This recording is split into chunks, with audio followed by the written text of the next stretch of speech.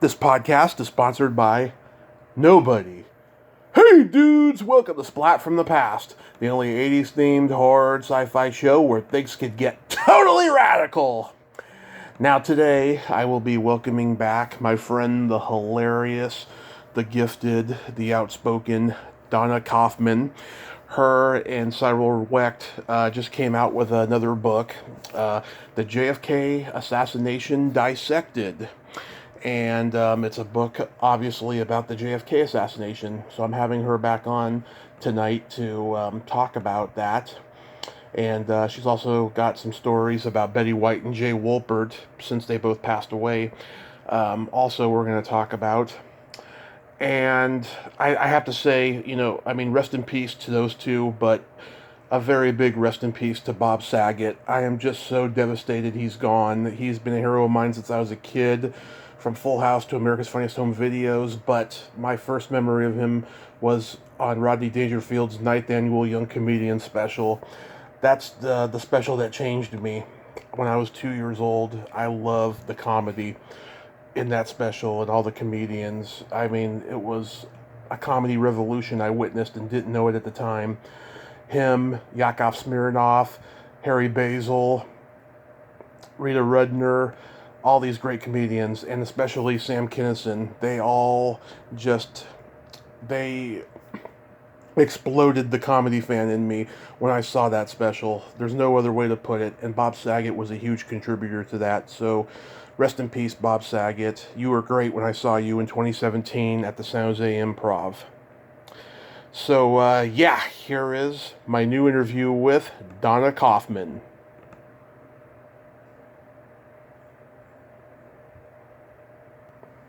That can only be Tommy. Yes, it is. Hello. Welcome back, Dawna. How you doing? How's your holiday season? Oh, everything's fine on this end, yes. How about by you? The holiday season was great, but the last 4 weeks have been just frustrating. So many guests are canceling on me. Not rescheduling, but canceling. And I'm just frustrated right now. Why? Why would they do that? They don't give me a straight answer. I'm thinking it's partially because of the holidays, the New Year, lockdown number 3, and there's another Tommy Kovac out there who's a graphic designer, and he draws very subversive pictures that I think people think it's me, and they're like, yeah, I'm not going to do his podcast. He's very dark. Wow, that's weird. Wow. Yeah. I've had a couple guests come on the show and say, by the way, you are a brilliant artist. I love those pictures you draw. And I'm like, that's not me. Yeah, that's really odd. Maybe you could talk to the other Tommy and say, hey, I really like your work. Could you put a disclaimer there that gives my email address so that we are not, confused? I should do that. I should. Do it in a friendly way that, because I was just looking up somebody the other day that was a JFK expert, and by a very common name, and he had a website that was his website links to everybody else named that name who might be confused for him. Right. So, if you do it with a smile on your face and some praise to the guy, it may just work out. Yeah, I'm not a guy who, no matter how frustrated or mad I get, I'm not going to, approach somebody in an aggressive manner. That's just not my style. Right. Yeah. Good. Well, you know what? You can only do what you can do. Exactly. And hello, this is helpful for people. Yeah. Why wouldn't they want to do your wonderful show? I know. You chronicler of Hollywood, you. Yeah, I have no idea. But anyways, so your new book is the JFK Assassination Dissected. It's been almost 60 years since the Kennedy assassination, and everyone's still trying to wrap their brain around what happened. So, what made you and Dr. Cyril Wecht write this book? Well, Cyril is Cyril, the person sorry. that I write so far 4 or 5 books with. And he is, just to give some info about him, he's one of the world's leading medical examiners and lawyers. He's personally performed more than 21,000 autopsies and consulted on another 41,000 death cases. Normally, our books have between 4 and 7 different twisty cases, but this has been his case since 1963, Right. and it's the biggest case of all of his. It's the one he's most vocal about, Right. and the one he wants to educate people about, because he's an absolute, in a field by himself, he's an absolute expert when it comes to medical evidence. Because he goes into court and talks to juries about it, and his testimony can send someone to death row or get them off death row. I mean, he matters. What he has to say matters. And so I always knew that this was a great case of his, and also he worked on the Robert Kennedy case. Now, these both happened long before you were born. Right. John F. Kennedy, our president, who had been in office only 1,000 days at the time when he went through Dallas in a motorcade and was assassinated. And his brother Robert Kennedy was running for, he was currently the senator from New York, and he was running for president and had just clinched the Democratic nomination in Los Angeles when he was shot by an assassin. Right. So both of these are in our book because Cyril worked on both of these cases, and he cares about justice and he cares about misjustice. So, but most of the book is about, as it's titled, the JFK Assassination Dissected. And that means that he takes his scalpel that he'd normally use for cutting someone open and figuring out what happened. He's taking it to this case. And I have written it in such a way that you don't have to have massive amounts of medical knowledge to understand what we're saying. The first maybe quarter of the book brings everyone up to date. So even if you weren't born then, you can figure out, who JFK was, why he had enemies, what he was trying to accomplish. And then the rest of the book is Cyril's personal, up-close journey to scream about the injustices that he saw when he realized that our own government was behind this coup. Yeah. It was a coup d'etat that happened. And 5 years later, it would be repeated with Robert Kennedy. So we're still mad about that, and people, even if they weren't born then, should understand what happened, because if it can happen here, in the land of the free, it can happen anywhere, and it did happen here, and it was covered up by the media.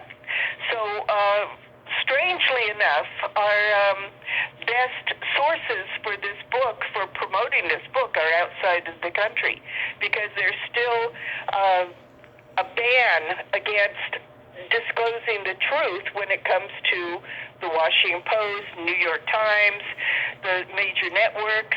It's media malpractice is what we call it.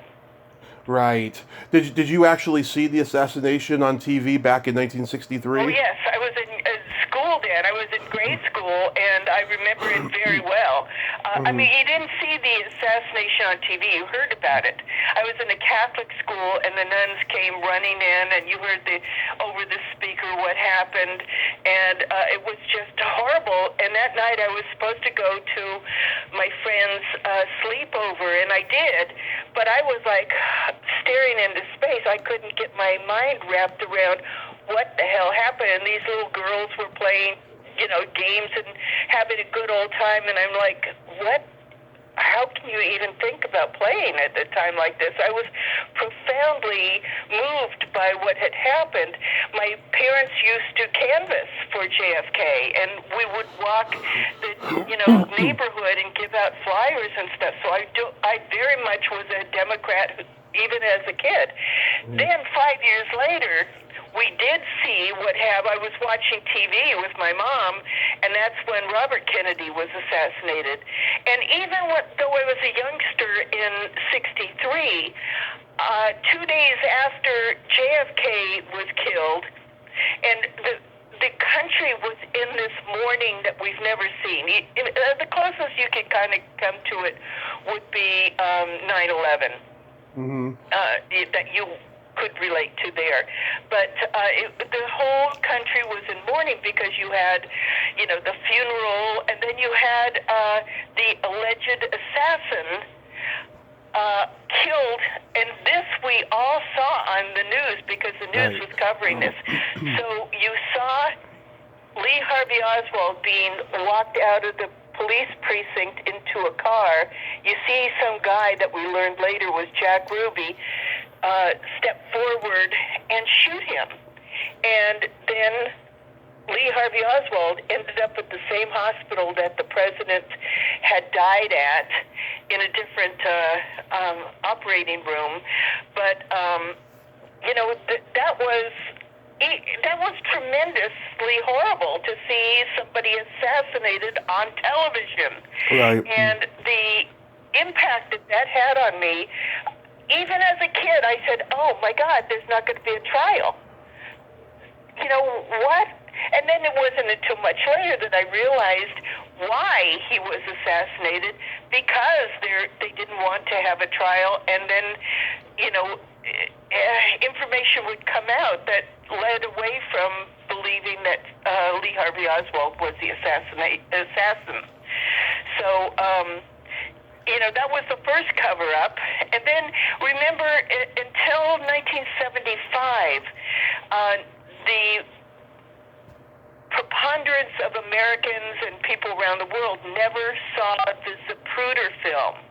Zapruder film was footage shot with a new camera by a local guy who worked there, worked in the area, and had gone to to Dealey Plaza, where the motorcade was announced to be going past, and he was taking footage of it, and he only shot 26 seconds of footage, but it shows the president's head getting blown away. And you knew, seeing that, oh my God, it's not survivable. And you also knew that the head went back and to the left. Did you ever see the film JFK by Oliver Stone? Of course, it's iconic. Okay. So you know how Kevin Costner says back and to the left, back and to... Yeah. That's Cyril's influence on that film. Cyril was one of Oliver Stone's consultants about the medical evidence and the trajectory of the bullets on that film. And they have been friends, all these years later. That film came out in '91. And there's a 2-hour documentary on Showtime with another 2 hours coming next month that even goes further into what has happened. Oliver Stone wrote the foreword for our book. Yeah. So we very much support him, and he supports us. So, you have a lot of people who don't believe there was one disgruntled, crazy Texan weirdo who went to Russia, and there had to have been a conspiracy. It's very obvious, and our book, talks about how this all was presented and then covered up. The next president who was sworn into office before the plane left Texas was LBJ, Lyndon Johnson. And he and the current head of the FBI, who was J. Edgar Hoover, decided that people were going to hold Russia responsible for this, or Cuba, because we had been trying to assassinate the Cuban leader, Castro, for a long time. Our government had made no bones about that. And so is it appropriate that these countries be attacked as providing the assassin that took out our president? Or can we blame this on one lunatic guy who we can get rid of? I mean, this was what the thinking was, let's not have a third world war come about. Let's just handle this. And so, but most Americans didn't know about this. Then the government put together, Johnson put together the Warren Commission to look at all the aspects of this case and issue a report. It's kind of what we're seeing now with the 9/11 committees. So that was released, but still, Americans had not seen the Zapruder film. We didn't know. We had Dan Rather saying, yeah, all the shots came from the back, and his head moved forward as he was shot, until 1975, and the public, thanks to Geraldo Rivera, finally saw the Zapruder film and saw, no, that shot came from the front, and his head went back and to the left. So Dan Rather, you've been lying all this time. Yeah. So we get into all that and all the lies and the ridiculous things. Now, Dr. Cyril Wecht had seen the Zapruder film prior to 75. He had seen it like in 67, so he knew. And there were a lot of people, especially around the world, who said, wait a minute, what they're telling you doesn't make sense. Look at this footage. Look at these photos. And so it was coming out, and the government had to try to contain it as best they could. So let me also tell you that around this time, there was a Cold War between America and Russia, which was led by Khrushchev. Right. And Kennedy was trying to warm things up and make nice around the world. And the war machine people didn't like that. So there was a lot of dissension in his ranks. And prior to the assassination, there was a skirmish in Havana, that the Bay of Pigs invasion, which was our CIA trying to pull some crap in Cuba and getting caught for it because we weren't prepared, because Kennedy was misled by the CIA. Right. And he said at that time, I'm going to tear apart the CIA. He fired all the top people who had anything to do with that botched invasion. And guess who became the lead panelists for the Warren Commission? Those people who had all been fired, who had every reason to want him assassinated and had all the means and opportunities for covering it up. So our book goes through all of that and then takes you forward to now. Because if you're paying attention, recently, newly declassified files have been released, and there are still files to be released. They're supposed to all be released, but they haven't been yet. So we are trying to fire up a new generation to say, here are the things that you have to ask. Here are the questions still remaining. Here are the things that you can find out. Here's how you do it. Here's how you find people who understand very much what happened and can appreciate the help. So that's what it's about. And it's we have a lot of allies on our side, is all I can say. Yeah, that's good. I saw Oliver Stone last week on the Joe Rogan Experience, and he was explaining. I saw that too. Yeah, he was explaining the whole thing, and he's got that documentary out. God, that is just extraordinary. You absolutely have have to watch it. It's if you have Showtime, but if you don't have Showtime, eventually it will show up on YouTube. I'm fairly certain. Yeah.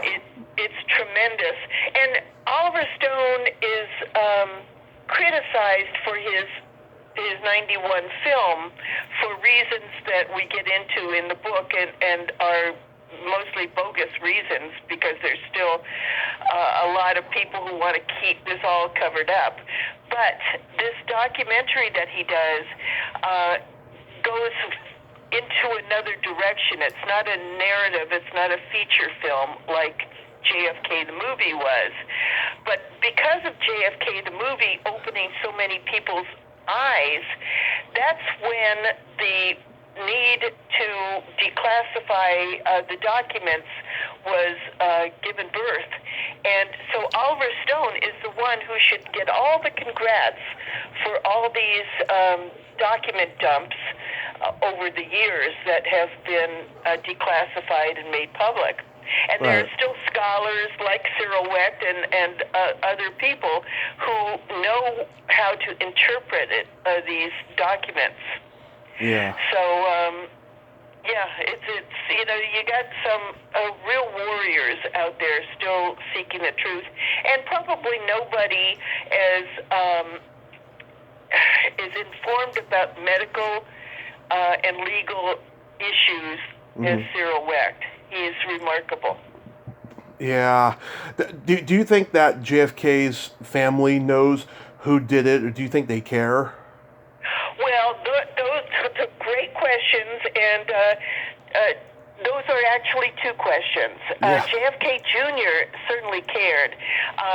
A friend of mine saw him riding his bicycle, long before he was killed in a plane crash, and his bike toppled over, and one of the prominent books fell out of his book bag, one of the books about the case. So he certainly knew. He was certainly curious about this case. And Robert Kennedy Jr. had told his family, my brother was killed in the conspiracy. There's no question about it. So we know that from what his family has said since. Now, the person in charge of covering up things now is Caroline Kennedy, who has purposely, and we get into this in the book, put up walls of, for example, there are some documents in that treasure chest that will not be allowed to be seen for 100 years. What is that about? So Caroline Kennedy has never been somebody who has been open and I want to solve this. No. She's done everything she can to stop it. Now, remember when she was 5 when her father was killed. She was 10 when her uncle was killed. After that, their mother Jackie took the two kids and went to Greece, where Jackie married Aristotle Onassis, and they kept the kids safe from the craziness that was happening in this country. Then the kids moved back and grew up and all that. But there's a real fight going on now because people, including a couple of Robert Kennedy's kids, want to have Sirhan, who was his alleged assassin and convicted for being so, Robert Kennedy's assassin, released from prison. And that is also something we get into in the book. And some of the kids do not want that to happen. But this is something that any day now, we're going to have a ruling on whether he can be, because the parole board said, yeah, it's fine with us, release him. It has to go now to our governor, Gavin Newsom, to decide, yes, he's free, or no, he's not.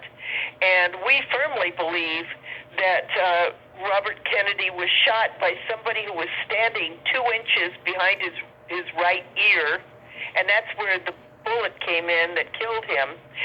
Sirhan was never any closer than 3 feet to his front left. So Sirhan did shoot people that night in Los Angeles at the hotel, but not Robert Kennedy. He was nowhere near him. And all of the people who he did shoot survived those injuries. And the one guy who was shot in the head is one of the main people who wants Sirhan released. So that is very much something, that's happening now. So wherever possible, I try to show the things that are still active and happening in these two cases up to the minute. Yeah, all these tragedies that have happened since then, whether it's both Kennedys assassinated, the Challenger exploding, 9/11, all these, January 6th, the Capitol, all of these tragedies that have been happening before us, they've all been done by the people that we trust the most, the government, and they're all sponsored by Pepsi. What do you mean sponsored by Pepsi? And because we're watching it on TV, this program is sponsored by Pepsi, and then a tragedy happens. Okay, yeah, I get what you're saying. Yeah, that's the world we're in right now, and it's someone's making a dime off of every tragedy that happens. It's disgusting. It's inhuman, is what it is. But so, how long did it take to write the book? Well, this book has taken years, really. I wanted to get it right. At some point, it was 900 pages. And I thought, well, that's not fair that I'm going to have to make people buy a wheelbarrow to carry it around if they want to read it. So I thought, okay, I'm going to take out everything that doesn't apply to Cyril. Because this is one of those cases that you start digging in and you can't stop. But you got to stop if you want this book to come out. So I brought it down to 400 pages, and now it's like 320 or something like that. Right. So it took a long time. It took a long time for me to finally say, okay, I've had enough. Let's get this going. Because, Cyril he'll be 91 in March. He still has his marbles. He still has his fire. But I want to see him enjoy the fruits of his labor and be praised for the work he's done on this, which is unique to him and important. Yeah. This is for someone who has 62,000 cases. When I say this is his number one case, that's really saying a lot, because he did so many celebrity autopsies, and he worked on so many prominent cases. It's not even funny. Right. But this case has always had a special part in his life and in his his work. But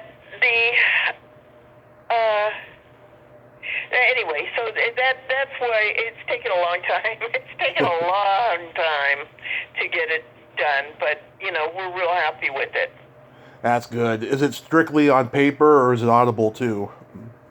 No, it's not Audible, but there's an ebook version, and I haven't tried this myself because I don't listen to ebooks. I like to read a book and have it in my hands. But my friends said, hey, you can, if you've got a system on your phone, or it's called text to speech. You can take any ebook and listen to it just as if it's not going to be in the voice of Cyril Wecht or me, but it will be in a way for you to listen to these books without, suffering any. So, you can listen to the book as if someone's reading it to you. Wow, that's cool. Yeah, I mean, I get books sent to me all the time. They're on paper. It's getting to the point now where I got so many that are collecting dust because I haven't had a minute to read them. I'm going to start saying, do you have the Audible version? Can you send me a free link to it? Because it's more Right. easier Well, for me. publishers, Yeah. love to do that, but they don't always want to pay to have somebody's book made into a Audible version. Right. I know that. Celebrity books are more likely to get that treatment than historic books. Oh, yeah. So we were just happy, to get it out there in whatever way we could. And but that's how you can jerry rig your system. Just do that function of text to speech, and some computer voice will read you the book. Right. Works just fine. Right. Yeah. Certain people they've just put in their book strictly on Audible. I know that Lorraine Newman she was like writing the paper of her memoir for like 12 years, and then she just said, I'm just gonna put it on Audible, and that's how that happened. But did she self-publish, or does she have a real publisher? Actual Audible. Oh, she went with Audible. I see what you're saying. Okay. Yeah. Well, was it a good book? Did you enjoy it? I haven't heard it yet. I'm a little behind on a lot of books. Mm-hmm. Yeah. Well, she certainly has some good stories to tell, and I hope she told them all, because she's had a heck of a life. Yeah, I talked to her sister last year, and I told her, I said, you need to do an Audible book too, and she's like, everybody knows my sister, nobody knows me, And I was like... Are you talking about Tracy? Yeah, Tracy. Oh, I know Tracy. Tracy, I go way back. She's one of the founders of the Groundlings. Groundlings. Yeah, we talked about all of that, her folk rock days, everything. I mean, we covered everything, and she was very, very nice to me, and she was just absolutely wonderful. Yeah, she has a lot of good stories to tell herself. So good for you. You're on top of everything there, Tommy Dog. I am. Even on my darkest days like today, but I'm drinking coffee now, so I'm a little relaxed, compared to when we first started. Yeah, because nothing relaxes someone as coffee. Yes, but if you drink way too much of it, you start, trembling and getting anxiety prone and irritable and all that stuff. So I'm just doing it for relaxing right now. But so you told me in the email that you have a Betty White story, and she passed recently. Yeah, this is, I guess when you're married with kids, you think of your life in terms of, I was with this husband at that time, or I was, my kids were in this. I don't have a husband or kids, so I measure my life in terms of what I was working on at the time. Mm-hmm. And I've gone through so many different worlds. I moved down to Los Angeles in the late 70s. Right. And my boyfriend and I started working for Alan Ludden, who was Betty's husband. Right. And Alan had a production company, and we didn't know what a production company meant. We were really just, babes in the wood, coming from Kenyatta College. So we came down here and somehow got a job, and our first show business job was working for Alan Ludden and Grant Tinker's production company, which was developing game shows. So we had this office in Studio City where we would create game show ideas, and then the networks would come around and maybe give us a pilot, and this is over a period of time. Mm-hmm. Alan's partner was Grant Tinker, who was married to Mary Tyler Moore, so this was just at the time when the Mary Tyler Moore show was being shot, and then Rhoda and Phyllis and, that whole team. And Betty was cast in Mary Tyler Moore Show as Sue Ann Nivens. Right. She was just hilarious. But Alan had 3 children from a previous marriage, and for some reason they weren't around, but my boyfriend and I and Alan's secretary were, and we were basically the same age as his kids, and we were always there. So we spent a lot of time in the office, and then we would go to Alan and Betty's home and spend even more time with them and play games, and I got to know her mom, Tess, who I think she was like 100 when she died. And so Betty and Alan became our surrogate parents, really. And we had the best time with them. They were just tremendous people. Alan hosted a show called Password. Yeah. And there were various series called Password. Most of them he hosted, 2 of them he hosted, and later Bert Convey hosted Super Password. Right. But if you go to Buzzer TV or probably on YouTube, you can see all those original shows, and you can actually see the time when Betty and Alan kind of were flirting with each other. And his wife had died of cancer sometime before. She was divorced. And they just fell for each other. And you could see that romance take flight. And, once he died, she never had another date with another guy that wasn't an agent. She just was so devoted.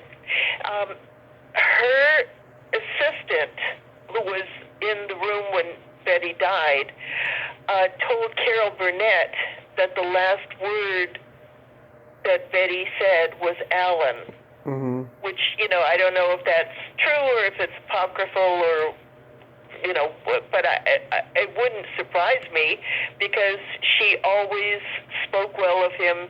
She missed him terribly. He was a guy who did everything for her. He would sublimate his own career for her. He was the guy who did the clothing shopping for her. He loved this woman. He would, see things in catalogs and buy them for her. Show it to us first. Do you think she'll like this? I mean, he had perfect sense about her, how to dress her. It sounds like Kanye, but Alan had really excellent taste, and he really made, even before Betty became the superstar that we know her to be after Sue Ann Nivens, before that he was just smitten with her, and it was just a lovely a couple. They were just terrific together and apart. And then Betty, of course, went on to Golden Girls, and then she was on every show in the world. So when she would come on to talk shows that I was on, we would have a happy reunion. But her life got so huge that I didn't see her the last 20 years of her life. But I certainly kept up with her career, and there was nothing she couldn't do. She was so witty, and she was so smart. And if you see her on Buzzer TV, you just gotta watch her play because you see the mind work and the smarts come up. I mean, she was so educated. All from just reading. She was just a high school graduate, but she read all the time, and she was really aware of what was going on in the world, and she was so expressive. So it just made me adore her because, what a model for somebody just, growing up in show business. She and Alan were my first inspirations. Wow. Yeah, I mean, I thought she was going to live to 104 like my great-grandmother did. I thought she was going to just keep going because she came this far, but it's just sad that, like how many days, 20 days before her birthday, she passed? Well, she died on the 31st of December, and her birthday would have been on the 17th. So 18 days. But what we didn't realize until today, when the death certificate was released, was she had a stroke 6 days before. Yeah. So, she was, we just don't know what kind of shape she was in. There was some brain bleeding. It's not easy, but she had spent the last 2 years, according to her agent, inside her house, never leaving, just hunkered down. People would bring food, leave it at the door. Yeah. No one would come in unless they were, completely safe. She had, worries about COVID and all of that. So did that contribute to her stroke? Well, who knows, Yeah. But, boy, what a loss. Yeah. And, she said on the William Shatner roast that she was going to outlive Artie Lang. And now Artie Lang not only has he outlived her, he's also outlived two of his best friends, Norm Macdonald and Bob Saget. Yeah, I thought about that, too. I worked with Artie on Mad TV. Mm-hmm. And, he that guy made a bargain with the devil or something. I mean, that he keeps going and still manages. I mean, if seeing your friends drop like flies doesn't wise you up to living a better, healthier life, I don't know what will. But I hope, I haven't talked to Artie in a very long time. I hope that he's doing well and taking better care of himself, because when he was on Mad TV, he was a bit of a mess. Oh, yeah. I mean, I used to watch him on Howard Stern, and he was just hilarious on there. That's how I first found out about him. Yeah, he had done that movie Dirty Work with Norm, and I hadn't seen the movie yet at the time. I didn't put two and two together that he was in that movie until he started talking about it a lot. But, yeah, and then, with Saget, I've been crying the last 24 hours because I love the guy. He was like a hero of mine growing up. Oh, well, that's sad. It's interesting to see how much people really cared for him, and how the hole that he leaves in show business. From my point of view, I was always really grateful that he was somebody who supported women's charities.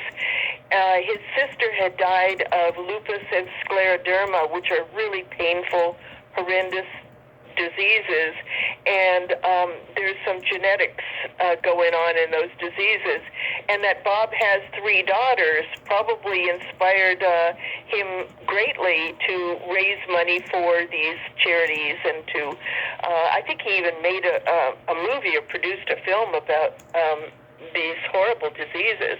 Yeah. So he really was in the front lines of raising money for research on those 2 diseases, and had a real good reason for wanting to protect his family and keep the science going in the right direction on those cases.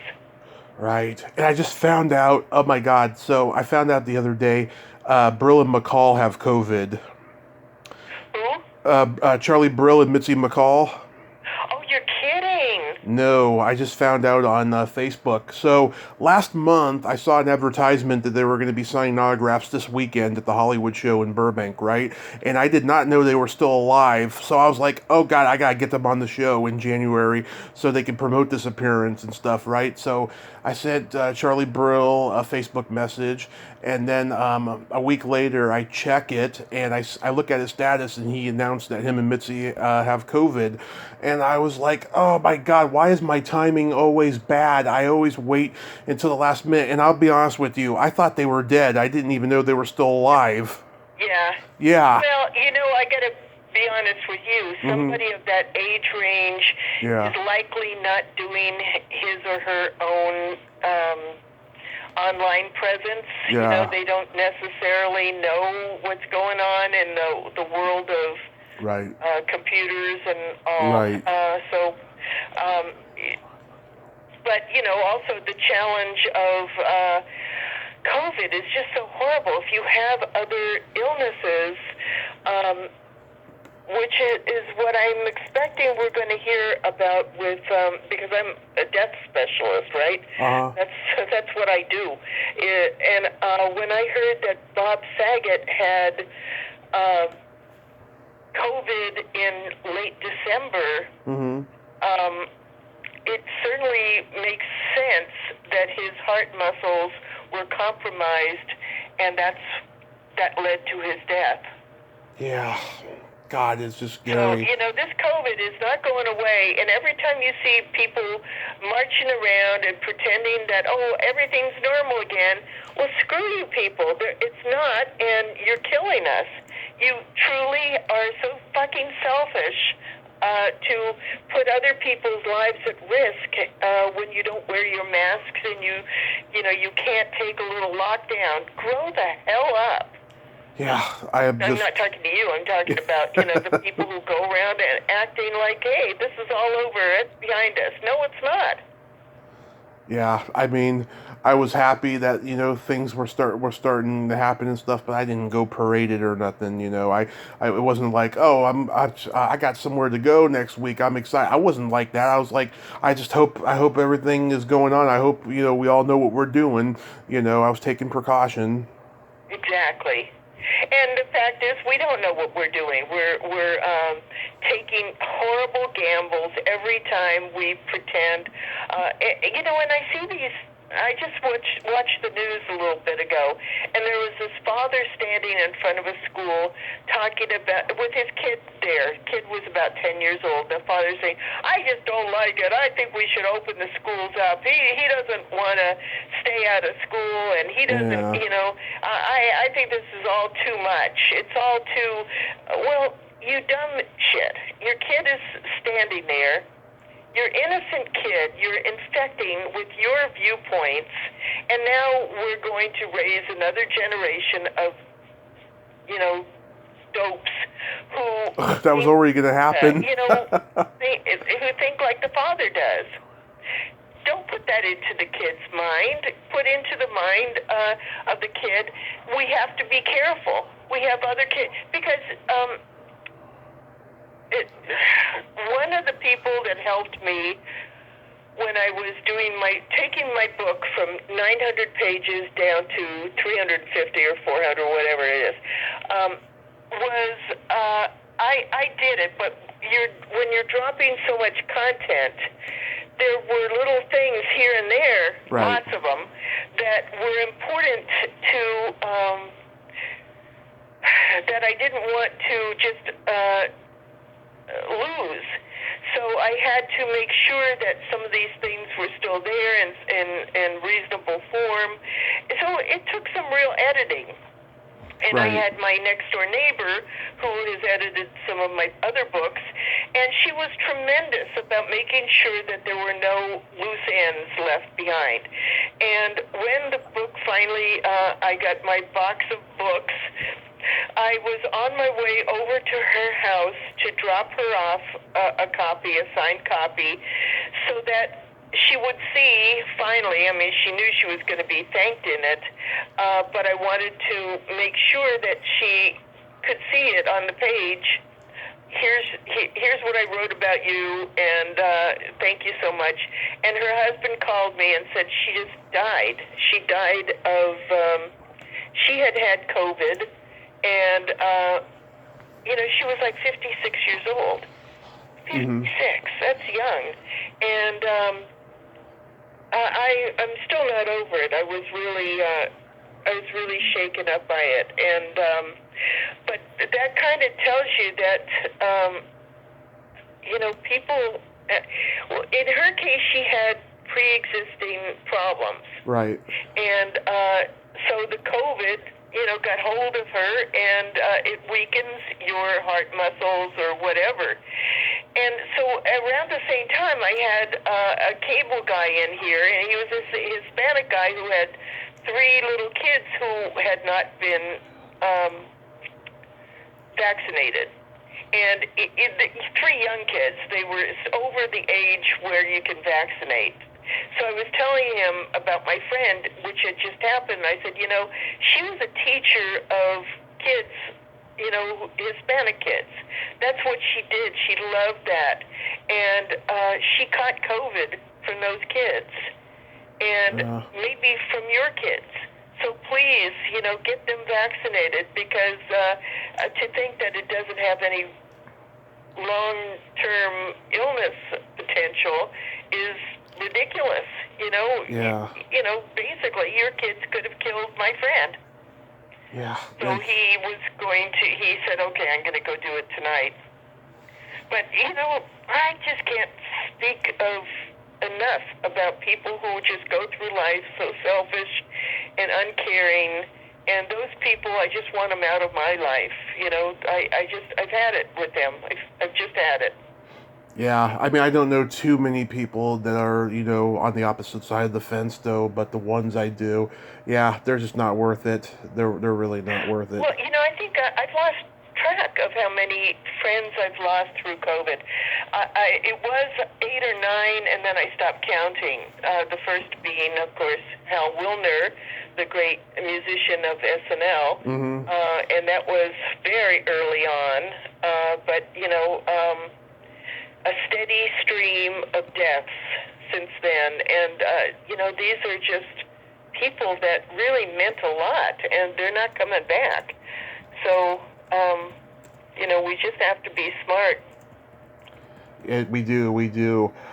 Tell me about Jay Wolpert. Jay Wolpert was a wonderful producer of different game shows, Price is Right for years, many other shows. If you go to Buzzer TV or any kind of, there's Antenna TV, and there's a game show network. A lot of the shows that are on those networks are him.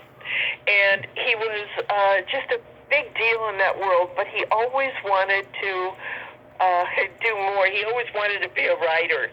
And he got a job as the producer of a show with Rick Dees called Into the Night. It was an ABC late night show. Right. And he hired me as a writer on that show, and I had the best time with him. He didn't realize, not coming from game shows to late night comedy, he didn't realize that women writers were not allowed. Right. Thanks to Letterman and Johnny Carson and all of them. They all boycotted women writers. Even though I moved down here to become a Tonight Show writer, and I got the door slammed in my face. Yeah. But Jay didn't have that bias, so he got my career going. I became a Writers Guild member, and I started going from show to show to show to show. So he kicked that off for me. And one day we were on, he had this absolute passion of swashbuckling films. And there's a film called Scaramouche. Yeah. Which, I had Granger. never heard about, none of us had ever heard about. And it's from 1952. And Stuart Granger. Pardon me? Stuart Granger. Stuart Granger, yes. And it was a color film, and it was all about the French Revolution, and it was a romance, and it was sword fighting and all this stuff that we were all thinking, we don't want to watch this. Yeah. And Jay said, no, you're all coming to my house. I have a print of it. Be there tonight. So he runs this for us, and we're all like, oh, God. And the minute it starts running, we're like caught up in it and enjoying it so much. We're just screaming and shrieking at the end of this film. It was so wonderful. And then he says, I have one more surprise for you. And he brings Stuart Granger out, who had been waiting in the kitchen. And he comes out to tell us all the scoop behind the scenes and stuff. That was just wonderful. But that put into Jay's mind that he wanted to write his own kind of Scaramouche. Where he created the characters that was Johnny, what the hell is it? Sparrow, what's his name on Pirates of the Caribbean, Jack Sparrow. Johnny Depp. Yeah, Johnny Depp's character and all he created all the characters for what would become Pirates of the Caribbean, and though the scripts, as usually happens, was given to two A-list writers who are fantastic writers. Jay gets a credit as a contributing writer to all of to that film and all the sequels. So he was the guy who put Johnny Depp's character into the world, and the romance and the swordplay and all that, the fun of it. That's all Jay Wolpert. So he died recently, and I was just gutted from that. I mean, it's just so sad. He's such a creative, lovely man, 79 years old. I didn't realize that he was even in ill health, but and I don't exactly know what happened, but right. I miss him. You know, it's just no fun seeing your friends and your models of how to live as a person and how to be a kind person. I hate that. Yeah, I mean, these people, they don't make them like them anymore, you know. No, he was really something unusual, something very special, and I'm lucky to have known him. But I got to tell you, the whole idea of game shows, people who do game shows are really such a smart group of people. It's such a wonderful, competitive, friendly competition. And when you see someone like Betty White play a show like that, you know, be on whether it's Password or she did every show. She did Pyramid. She did everything, and everything so well. You kind of get a sense of, you know, boy, these game show people are really have really got a lot on their, you know, plates. They're really smart people, and they're fun. Yeah. They're witty. Yeah. Do you remember a show called Quiz Kids? I do. I remember hearing about it more than it was before my time, but I remember hearing about it.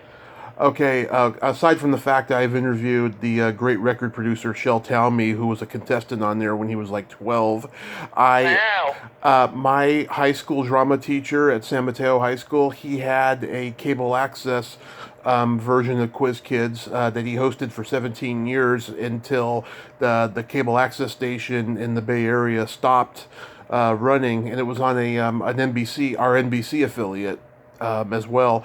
And I loved watching it. I always wanted to partake in it, but I never got to. Darn. Yeah. Well, you should try to, you know, I wrote a lot. My first book was years and years and years ago. I don't even have a copy of it anymore, I don't think, called The Guide to Game Show Gold, which is basically, you know, everyone's got a game show. Why shouldn't you go on a game show and make money? But you can only do certain game shows. You can't just do them all the time. You have to pick and choose, and you have to pick and choose the one that you will make money on, because otherwise, why do it? So, you know, you should, Tommy, think about what show you might prevail at, and you know, I have an idea. Why not? I have an idea. So, you know, for years leading up to my car accident, I was a bar trivia. Well, I tried to be a host a couple times, but I played. I was a champion. And I was thinking of doing a game show that's like Bard Trivia, you know. It would be like probably an hour long because there's like 10 questions, maybe cut it down to 5 for each category, you know, and people are essentially play for alcohol or whatever and stuff. I was thinking of doing a game show like that because it's never been done before, and it's just a crazy idea. Well, if you watch Jeopardy, which I never miss an episode, you see people say, "Oh yeah, I was a bar trivia person. I was local tavern did nights and stuff. Yeah. I've never done that, and I kind of wish that someone would invite me to one of those. But yeah, a lot of people do come out of that. I'm not sure that it would make a good TV show. You know, you have to kind of work in the confines of what's already established. Yeah. There, but given the fact that there are so many kinds of TV game shows on now, you can find one that suits your talents. Why not? Yeah, and just and it's a huge pile of money. When I was coming up, around the time I was working with Alan and Betty, I was doing a lot of fake contestant work, which meant, here's a network coming around and a production company wants to sell them a game show idea.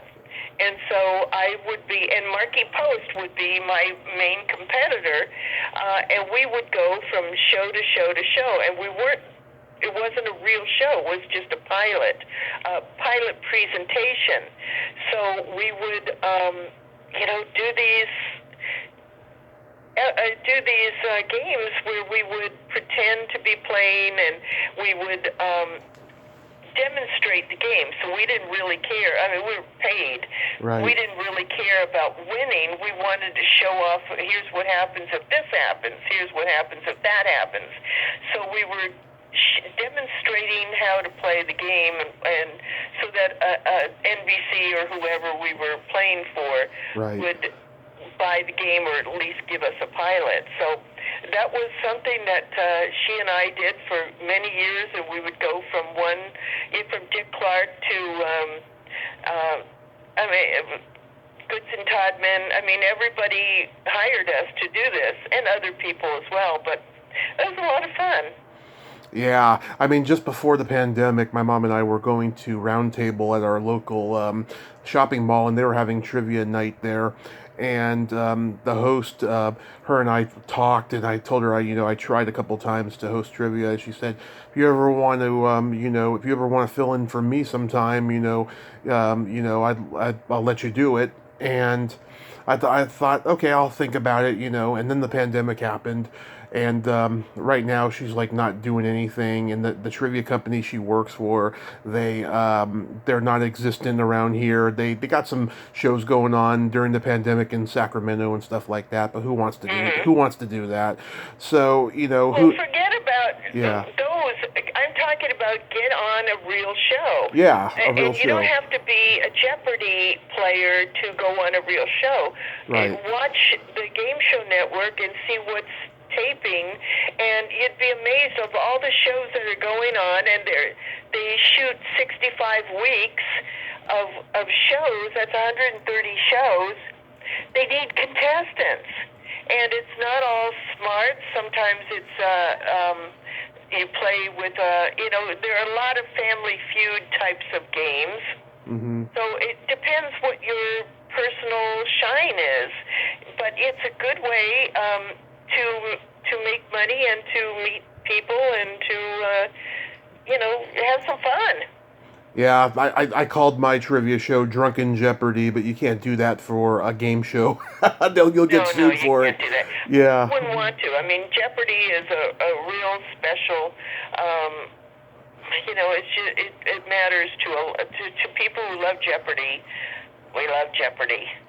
Yeah. I used to write Jeopardy.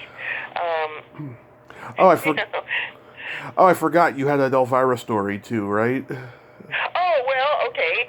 Back, I told you that my life is divided into what I was working on at a particular time. Right. And after I got out of the game show world, I found myself in the rock music world. I was working for Don Kirshner's rock concert, which was a weekly music show, live concert show.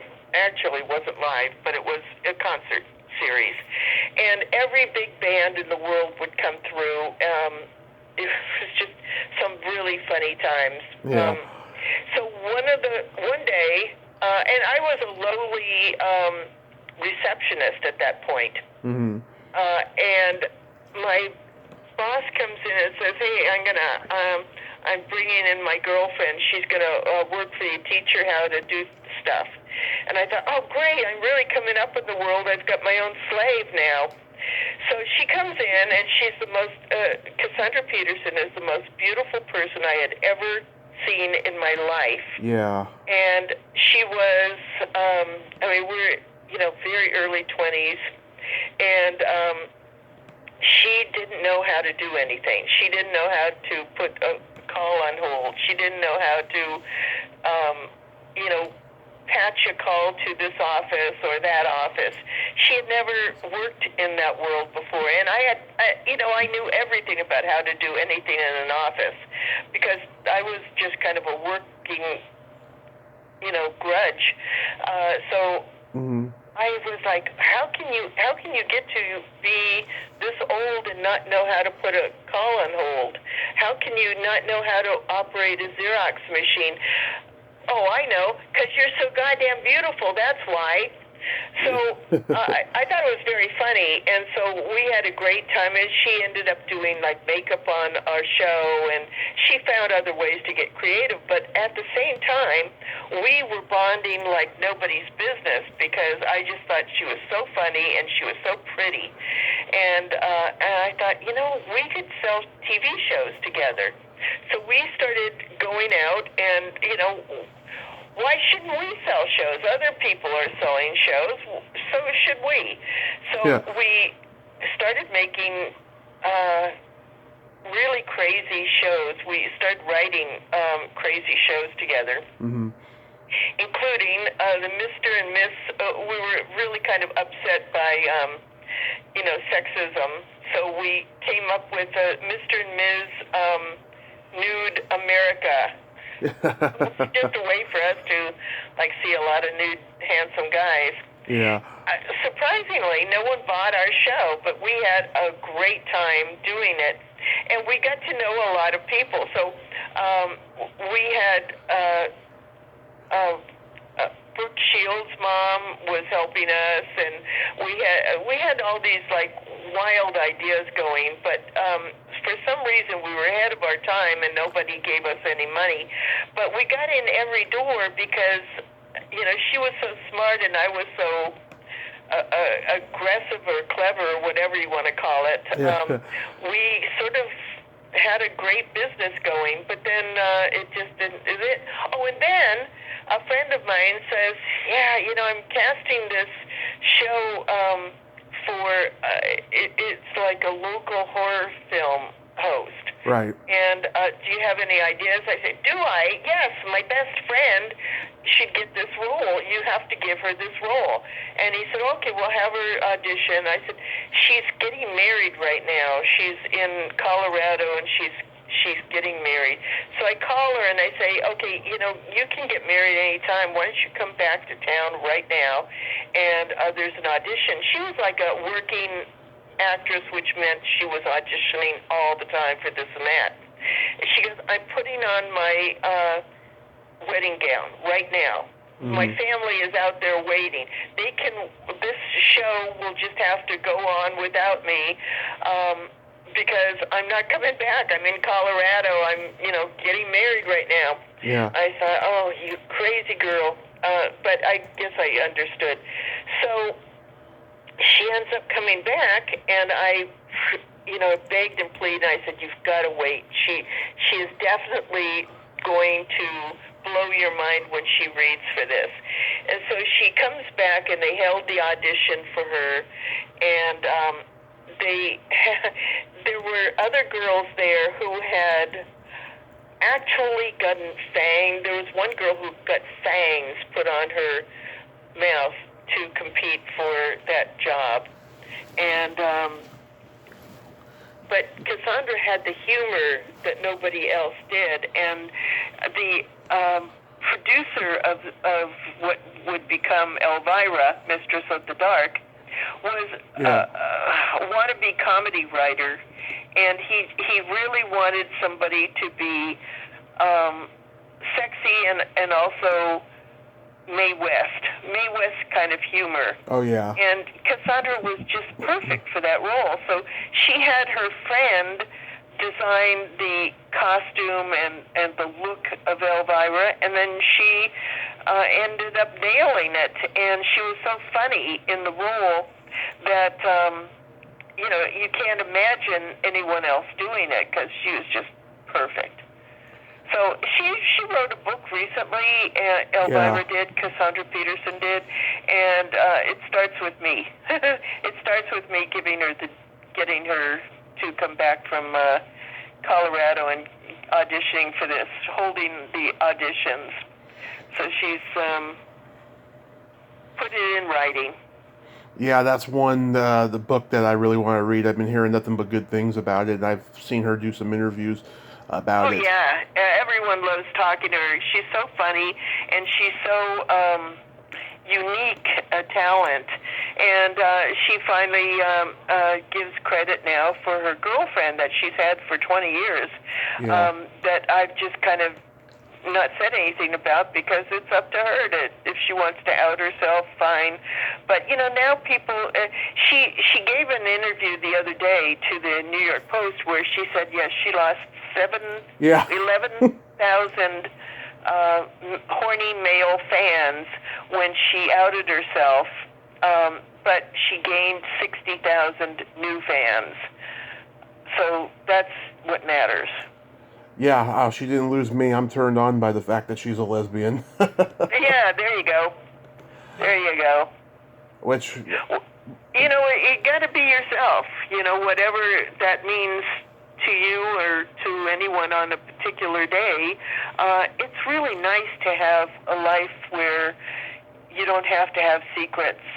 And let me tell you, the way that women are treated in this business is so pathetic from these horn cats that you just wonder, and I said this to somebody the other day, I wonder how many gay women, how many strippers turn gay because they can't take this,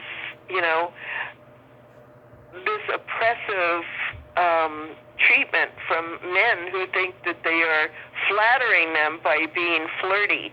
It's really awful. So, did that lead to Cassandra being, gay? I don't know. But it wasn't pretty to see how men treated her just so horribly. And a lot of that is in the book, So she's managed to smile and survive it all, and she tells a good story, and she's had a big, rich life, and she deserves all the fun and satisfaction that she can muster. Yeah, her line's out the door whenever I go to Musterpalooza. I still haven't met her yet.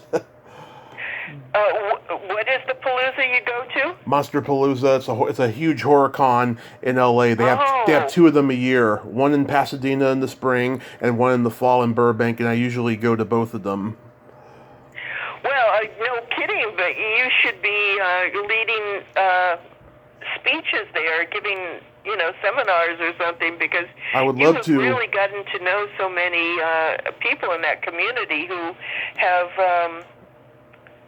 don't get a chance to talk about their craft and their fun of making films. But I think that Cassandra is in a real different position from just horror. I mean, the comedy is so prevailing in her delivery, and she's just so quick. It's like Betty White, like that, this sparkle in her eye and quick quips.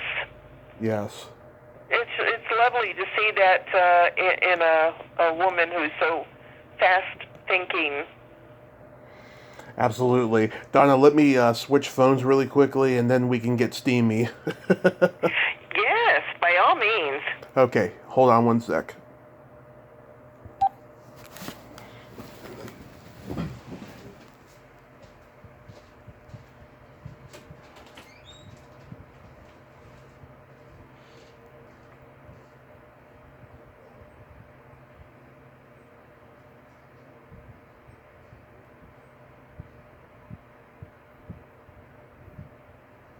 let's talk about you. How's your life? How's your love life? Well, love life has been non-existent, since my car accident, and I've let it stay that way because I want to, focus on show business and all of that stuff, But I was so wild in my 20s and early 30s leading up to the accident that I love talking about those stories. Well, tell me all about it. Well, I lost weight in 2007 after I found out I had to go on a diet in 2006, and pretty soon, girls, I had girls' attention, and I started working as a bouncer in a bar, and had no trouble getting dates or getting laid during that time. And I got experimental, and I learned a lot. I went on dating sites. I look back now and I don't know, I was just so needy to want to be loved by women during that time that I just didn't look at all the fun that I was having and really appreciating it, because all I wanted to do was fall in love and get out of my mother's apartment at that time. It never happened, of course, but I took for granted the fun I was having, and I look back fondly at the experiences I had. And they're still happening. You just haven't, you may not have them right now, but they're all there. They're ready to be snagged and captured and updated. Well, I'm not saying it's a lifelong process. Right. Well, I'm not saying names, but there's actresses I've interviewed that wanna spend the night with me, that want me to come out to Los Angeles, and I was gonna do it, before the pandemic, because I had been going last couple of years leading up to it, but yeah, I didn't get any action or anything like that. Mhm. But it was about to happen, and now I've got so many people that let's say they finally released the miracle cure for COVID next week, right? I'm gonna have to at least take 2 trips like I do every year this year, and the year after that, and the year after that, because I got so many people wanting to meet me in Los Angeles. It's insane. Well, good. I mean, that's wonderful. But have you ever had any long-term romantic relationships? I had a wonderful, wonderful relationship in 2008, and how I met her is so crazy. So there was this guy that I went to elementary school with who grew up to be a real yuppie asshole, and I was seeing him all the time at the bar I was working at, and he had a group of snob friends. They were like a higher class version of the teenagers in St. Elmo's Fire, pretty much. They had, nice clothes in the wintertime and all of that stuff. And she was hanging out with them because she had a friend who was dating one of his friends. And I don't know if he ever said anything bad about me at that time. He later did, and that led to our breakup. But I don't know, what she was asking around for, anything about me or stuff, but we just had a nice conversation, and then they came into the bar that weekend, and she said, I like you, I want to get to know you, and stuff, and we moved really, really fast, and just had the most wonderful relationship during that summer. And I cherish it. We just connected on Facebook right after my accident. Things will never be the same, but it was a wonderful, wonderful time we had. Well, that's good. So you can do it. Yeah, I wanted to, marry her. I wanted to spend the rest of my life with her, but it wasn't the right time. And, right. I don't know who she's with now, but, it was...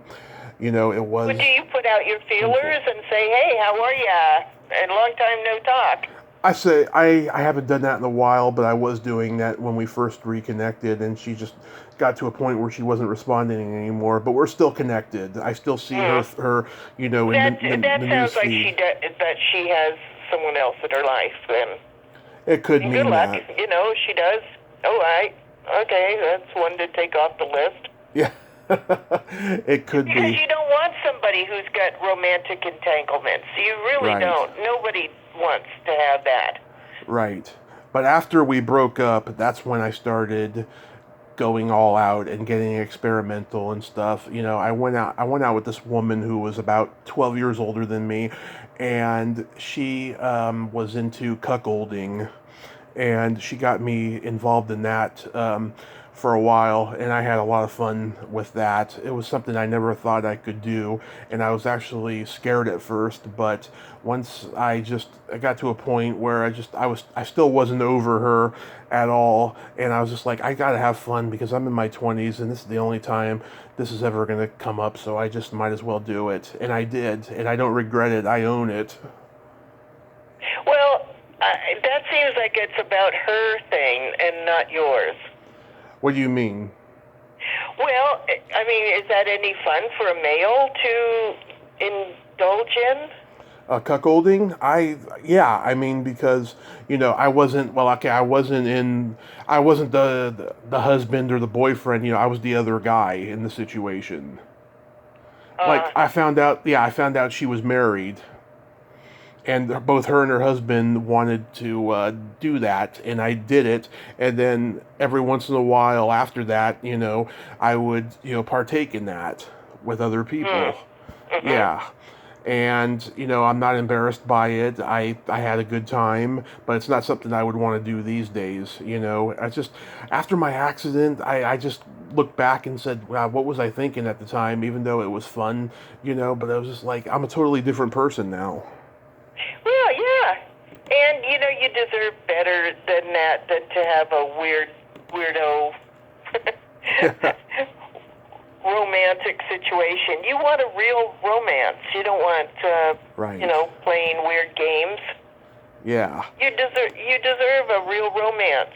Yeah, it's a young man's game, and it's definitely not something to do permanently. You know, I mean, my generation, it's full of people who are polyamorous and freaky that way, you know, and I don't know if it's a detachment thing or it's just, you know, learning from their parents' mistakes of getting married so young and then being divorced before they're 30. I don't know what it is that attracts my generation to that, you know. Well, I don't think you're not reinventing the wheel here. People have always gotten their freak on from all sorts of different things. There's nothing new here. But, you know, at a certain point, if you want to have a respectful, loving relationship, that's not it. That's play. No, that's just play. Yeah. But I think that my generation's a little bit more open than the older generations were about it. That's why yes, I think... Yes, I do. I think that when you talk about polyamorism, yes, that's true. Yeah, I had this woman on 2 years ago already. I can't believe it's been 2 years. I had her on twice, as a matter of fact. She is polyamorous, but she doesn't identify as one, which I think is a little odd. And she hosts this show. She was doing them in person until the pandemic. These shows where people go up on stage and they talk about their sexual misadventures in a stand-up comedy kind of a way. And they train people to do it, you know, and all of that stuff. And she certainly tells hers, and I've seen them on YouTube. They are hilarious. And I told her the story about when I lost my virginity, and she was like, "Oh my God, that's almost like a story that I would let be told on my show. It is hilarious." And I thought that was very nice of her to say. Good. I mean, telling stories is just great to have an audience that digs what you're saying. And, you know, did you do stand-up comedy too? I did stand-up for 10 years in San Francisco. Mm-hmm. Where did you work in San Francisco? The Brainwash Cafe. I did Rooster Teeth Feathers in Sunnyvale. That was the only club that would ever let me on consistently. I did a little bit of the San Jose Improv towards the end. That was fun. It was just surreal for me to be in front of that brick wall. Because growing up watching Evening at the Improv, which was at the L.A. club, but the one in Yeah, San I was just Jose. going to say, did you ever do the clubs down here, Comedy Store or Improv? I tried to get stage time all those places. I did get on at the Ice House, and I bombed there. But other I than don't think they have your picture up at the, you can bomb any place and still get invited back. yeah, These people need content. yeah, So just because you have a bad night doesn't mean that you're dead there. exactly. It really takes a lot to have someone say, yeah, don't darken my club again. Yeah. At least that was my, I did stand up for a while and was never very great at it, but that's because I kept using it as a means of writing. I would never use the same jokes twice. And I would, I always thought, this is not like a singer where you can do all your best hits. You have to come to comedy with new material every time you get on stage, and sometimes that would be pop humor, and sometimes that would be storytelling, and whatever. I just wouldn't do the same jokes again and again. My thing was always writing. Right. So I don't. The stand-up world is not mourning me not being in it, but the writing was king to me. Yeah, It's where everything starts. I love writing. I just wouldn't do it for other people because I don't want to, spend a whole day writing 50 jokes and then I'm lucky if one ends up in the final product. I just don't have it in me to do that.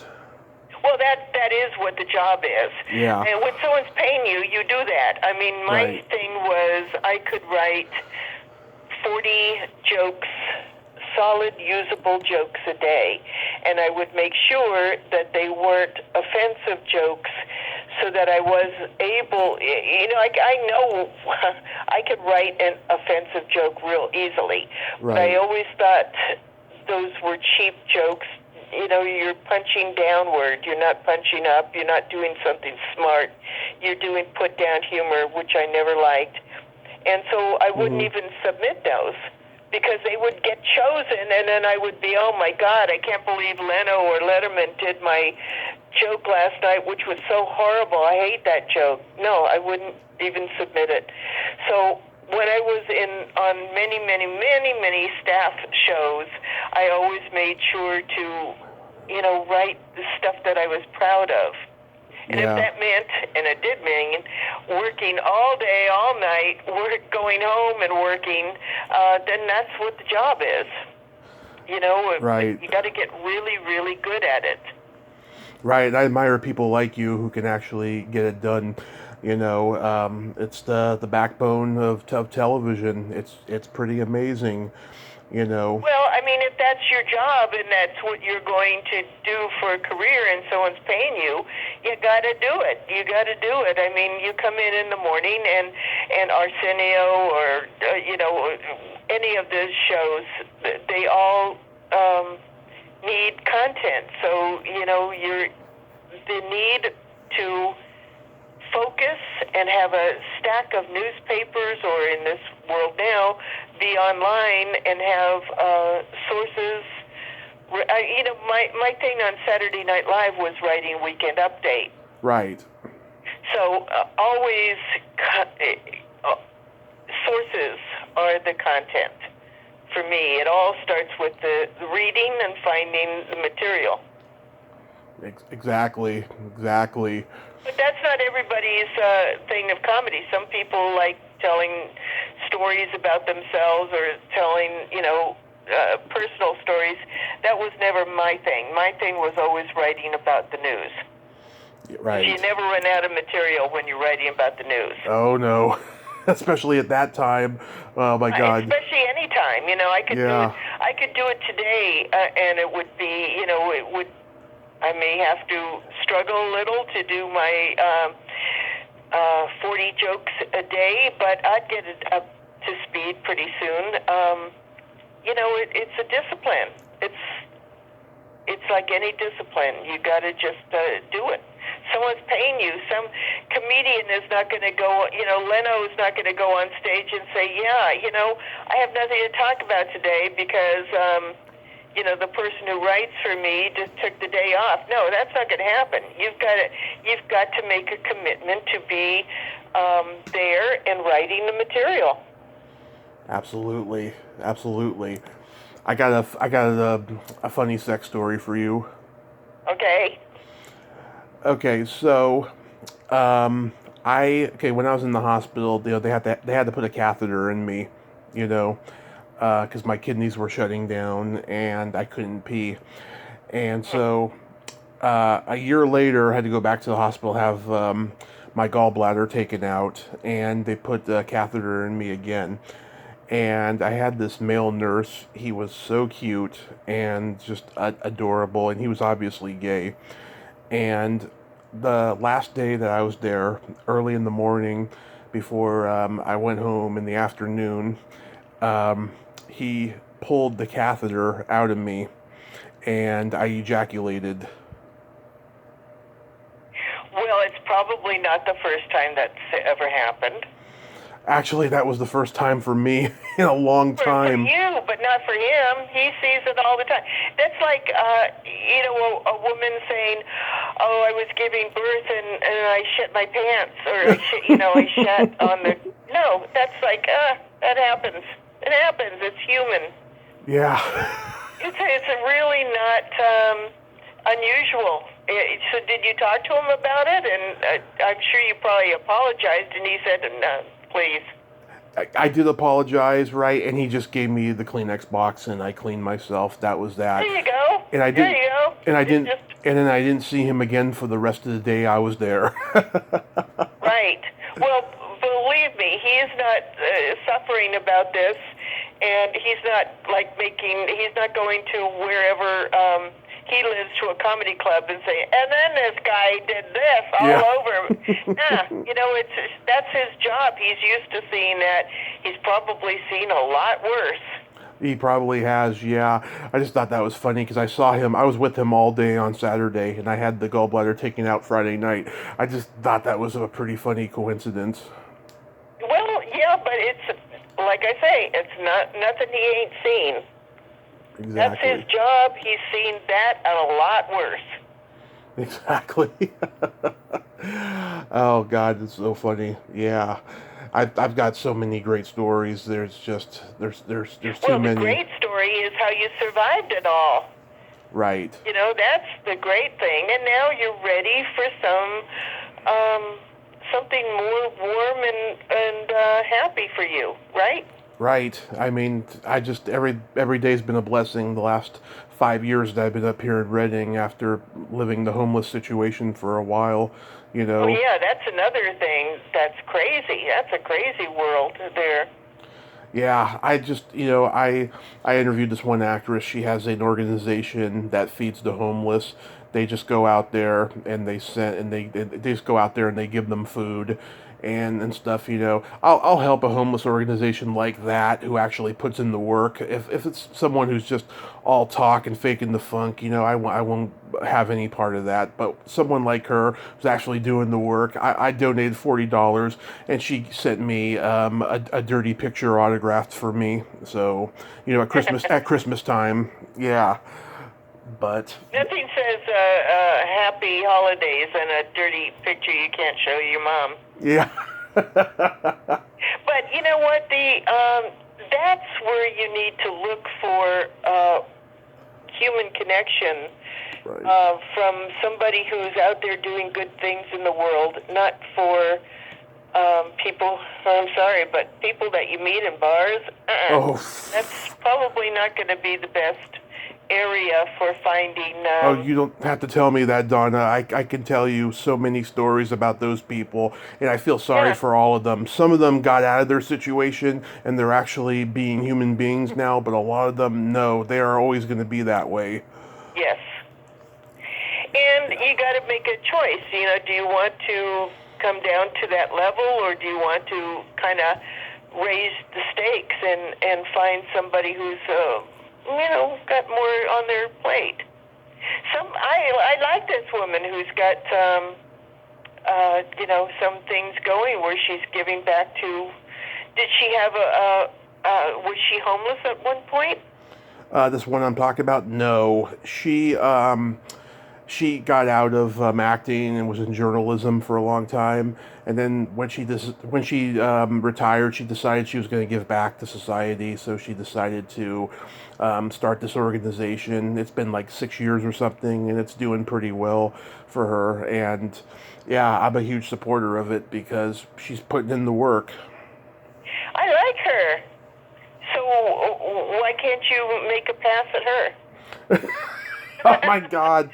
She, I mean, she's one of those people. She can be very nice, but she can also be kind of cunty at the same time, because she's very honest and stuff. And, she's 20 years, or so older than I am. And I love older women, don't get me wrong. But it's just, right now, I'm not asexual, but I'm playing the asexual game right now just so I can focus on, this podcast in showbiz. Mm-hmm. Yeah. Well, I think, honestly, now that you tell me that, yeah, that's too much. Yeah. We really want something more in your wheelhouse of appropriate age. Yeah. I mean, I'll talk about my sexual past and stuff, but right now I don't want to live one. I just want to stay of where I'm at right now. Yeah. Okay, so she's not the one, and that's fine. Yeah. But she's not the only. But the idea of going to meet somebody in the world who's already doing good things, that's the point I'm trying to make. Somebody who's got an open heart for that. That's a better choice for you, I would think. Right. And also too, all these women who want to go to bed with me when I go out to LA, and stuff, right? I'm sure, we'll meet and have dinner and, at least have a quickie or something, but I'm not going to go full out, You're not going to lose your heart over it, you mean? Exactly. Yeah. Well, there are different people for different things, everybody isn't always on the same level at the same time, so... and there's nothing wrong with getting it on with people who want to do that at that time. So, exactly. But I sense in you that you would rather, and maybe I'm wrong, that you would rather have a relationship that's full throttle and not just roll in the hay, right? Right. I would just love to have a relationship, someone that is my partner in crime, that has a great sense of humor, like I do, and just we can, live happily. But there you go. Well, that's not so much to ask, but it just means putting yourself in the right circumstances for meeting somebody like that. That's why a lot of people meet in churches and that whole thing. That never worked for me because I was always an atheist. But, I also came, I don't know about you, and I was going to ask you about this. Do you come from theater? Did you do plays and stuff when you were growing up? I wanted to. We didn't have any resources for that when I was growing up. And College of San Mateo? I did plays there.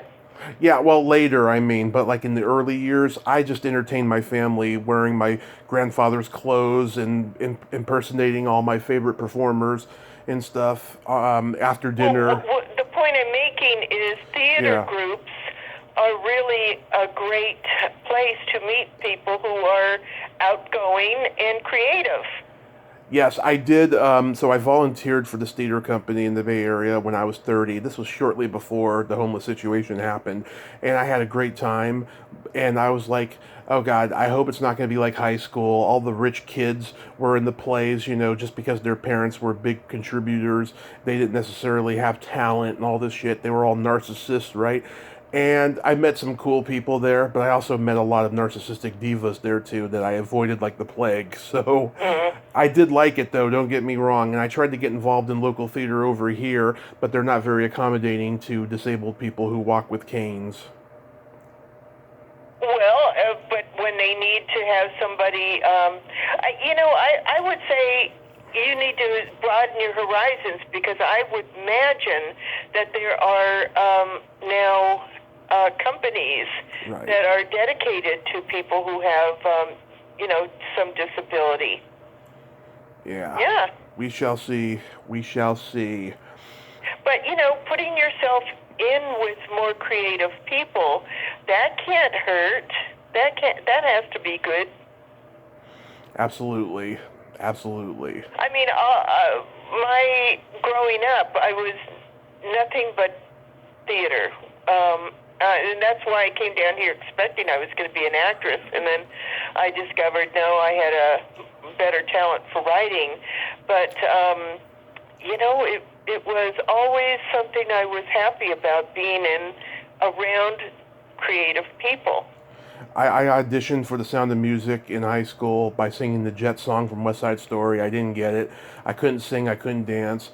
And so I did stage crew for a play, and I had a blast because me and the other prop handler, we would just tell each other dirty jokes backstage the entire time, just to break up the monotony of hearing the same songs over and over again.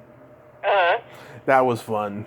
Yeah. Well, there's probably a theater going on around where you live. There is, but they won't let me. They won't let me get involved. Why?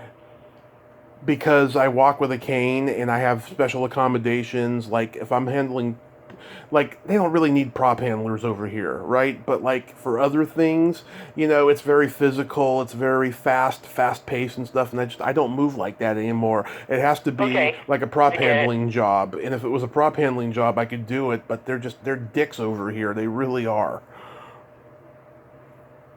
Okay, so that's a good explanation. I see what you're saying. Yeah. Yeah. Well, there are other things to do at a theater. You could learn to do the business side of it, or you can learn how to produce. Yeah, I took a class at that theater that I volunteered at to learn how to produce your own show, your own one-man show and stuff like that. It was it was pretty easy, and I've had ideas for shows like that, but it I haven't written like full scripts about it yet. So sometime in the future. I also think your need to meet somebody is going to be largely dependent on when you have a job and you have income, regular income. Right. Because nobody wants to, date someone poor. I mean, I'm not saying that everyone is greedy. Yeah. Greedy guts. Not a gold digger. Life is nicer when you have the ability to go out and have a dinner, and I'm sure you want that too. I do. Just not right now. I'm just focused on what's going on in the present. And let's see. Do you have any questions about my sexual past you'd like to know?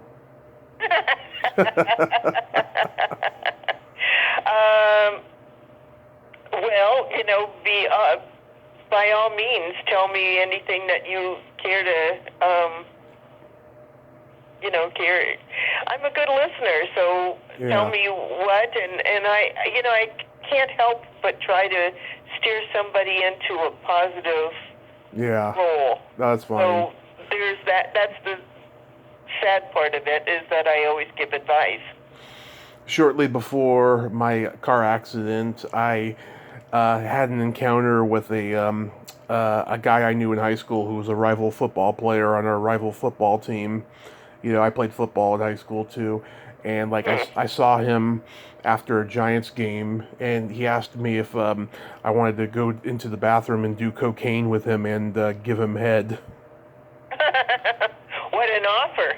Yeah, and I did, and it was excellent. I still can't believe that he wanted that to happen, though.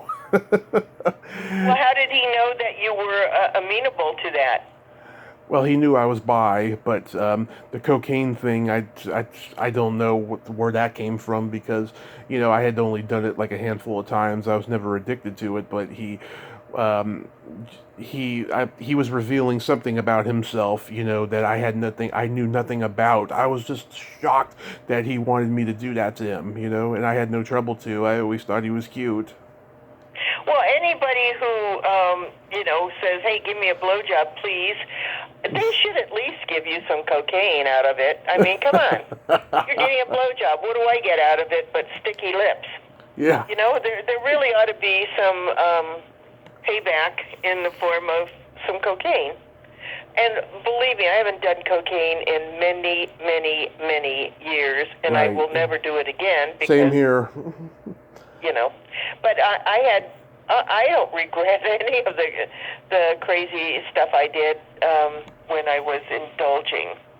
Really? Like, did you like having your toes sucked? Not really. No, I don't think that would have been my form of pleasure. I can't imagine. I think that would have just been annoying. That was always my thing. Yeah, why?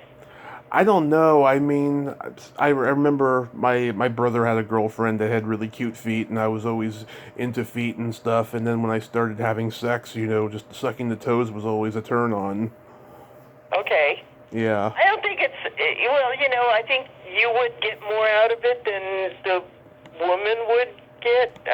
Obviously. I mean, she may have said, yeah, that's cool, but that's she's going to be at the Comedy Store talking about you. That's what I would guess.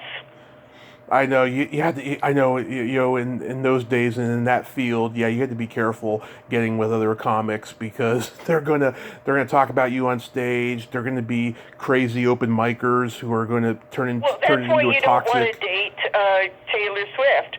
Because you're going to end up in one of her songs, and good luck. Good luck trying to pretend that's not you. Jake Gyllenhaal will never get it.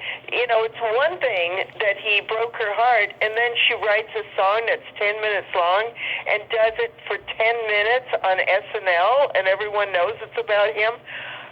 Does anything get more embarrassing? But, that's how it goes. I know. God.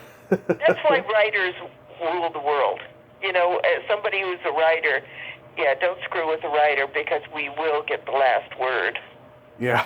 We will. It's just how we protect ourselves, and But some people like that. Some people like being the subject. I had a guy write a song about me one time, and I won't say the name of the song because most people wouldn't know it, but some people know it. Okay. And those who know it said, "Oh my God, I can't believe he did that," and that was weird. It really was weird. But, probably a nice thing, too, I guess. Kind of weirded me out. I'm not sure I saw at the time or even now the benefits of that. But, that's what you get when you date artists. Yeah. That's why I want to stay away from that. Oh my God, I'm trying to think what song it could be. Was it Like a Rock from Bob Seger? Oh no, it was it was a punk band, kind of a not really punk, but around the new wave band. Okay. But a nice song, a beautiful song, and everyone would say, "Oh God, I love that song," and I'm going, yeah, I guess it's kind of unusual when someone writes a song about you. Yeah. He changed enough of it so that it led away from me, but he's the one who told me it's about me, so that's how I knew. Where are some of the most fun places you ever had quickies in? Oh, let me see. I'm trying to think if I did Disneyland. Because I used to go to Disneyland all the fucking time, all the time. This was when, before they had a lot more eyes everywhere. This was long before that. So possibly at Disneyland, I'm trying to think if that was, that certainly is a possibility. Yeah, I interviewed this, she's like, a content creator, sex expert, and she worked at Disney World for many, many years, and she got to do it in some funny places like the teacups and stuff like that. Well, I had, does Brad Pitt's bed count? You got with Brad Pitt? Well, I like when I tell the story, because then I could just stop in and pretend yes, but no. What happened is my friend had a house that she sold to Brad Pitt for a huge amount of money, and he loved her furniture, and so he bought the house that had the furniture, and turns out that I had dog sat her house, or babysat her house at one point, and she was having it painted, so she said, "Oh, just sleep in my bed." So I slept in Brad Pitt's bed. Of course, he wasn't around, and it was like 4 years later that she sold him the house. Right. But I can still say I slept in Brad Pitt's house. I slept in Brad Pitt's bed.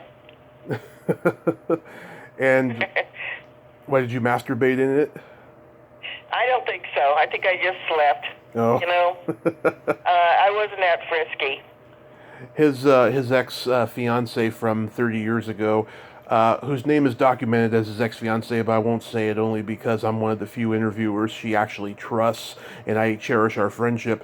Yeah, she's got some good Brad Pitt stories that she's told me off the air. I love him. I think he is just the most decent, wonderful person. It would shock me to hear anyone say anything bad about him, because he's really one of the good people on this earth.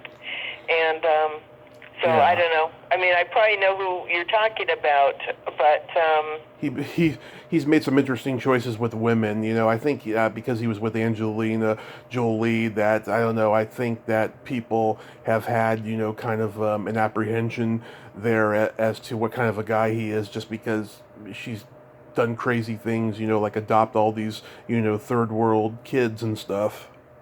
Well, she was doing that before she met him, and I think that was a big reason that he enjoyed her, maternal proclivities. She had already 2 kids before she met Brad, and then he adopted those children. So I think that just shows you what a great heart he has, and how what a loving dad he is. I still see him, I'm not far from where he lives now, and I'm even closer to where Angie is, and she's got this big estate in a gated community, and I see him driving to her into the gate now and again on his motorcycle, where he's going to go visit the kids. So everyone's saying, oh, they don't get along all the time, and they did have, they're just now settling their skirmishes, their legal skirmishes. He's still very much involved in those kids' lives, and he always will be. I think he's just a good guy. Yeah. My favorite places to have quickies in are, let's see, in nature, in the back of a movie theater. Wow, what was the movie? Oh, I think I took a girl to see Spider-Man 2 in 2004, and I fingered her in the theater. Oh, were you upside down? No, we were both sitting side by side, and she was wearing a short skirt because it was summertime. Mm-hmm. Yeah. So what you're saying is all that stickiness on the seat is not necessarily popcorn butter. Yeah. You hope it is, but it may not be. She didn't squirt, but she did moan. Hey, I got to tell you a story. You know how they say that you're not supposed to scream never scream fire in a movie theater? Fire or bomb. It's like a felony. Yeah. Yeah. Well, I was at and I don't remember what the film was at this point. It was a long time ago. Yeah. But I was in Westwood seeing a film, and I was sitting on the aisle in the second row. It was a crowded movie theater, and I was sitting in the second row on the aisle. Okay? Right. And all of a sudden, I see the guy in front of me. His seat is sparking. Sparking, and I'm like, boinking him on the shoulder. Look at your seat. And he's like, leave me alone. And I'm going, okay, fine. And then all of a sudden, this thing goes up. It blows fucking up. And I'm going, okay, you know what? I'm going to scream fire in a crowded theater. And I stood up and I said, fire, look at his seat. And everyone said, sit down and shut up. And I thought, okay, you people are all going to die of burns. And I ran out and I said, I want my money back. And they said, oh, we're not giving you your money back. You're crazy. And while I was like fighting with them for my money, all of a sudden somebody did a fire alarm.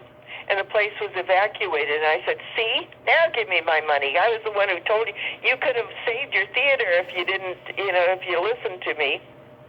Oh, my God. I don't remember if I got the money back. But, the joy of standing up and shrieking, there's a fire, and then having everyone say, shut up, shut up. It was weird. That is weird. You people should be giving me an honor? How about a parade? I think I deserve that. Oh, well. I've got some jokes for you. Okay. What do you call a boy that doesn't masturbate? A girl? A liar. Oh, okay.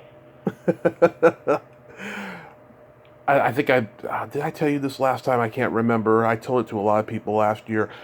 Why is drinking cheap beer like going down on your sister?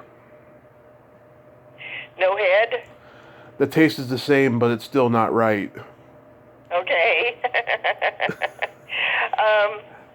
Yeah, I got one for you. Oh, okay. Well, I shouldn't say it's a joke. I went into a restaurant today. I was a little early for my reservation. Mm-hmm. And the manager said, can you wait a bit? And I said, sure. And he said, good.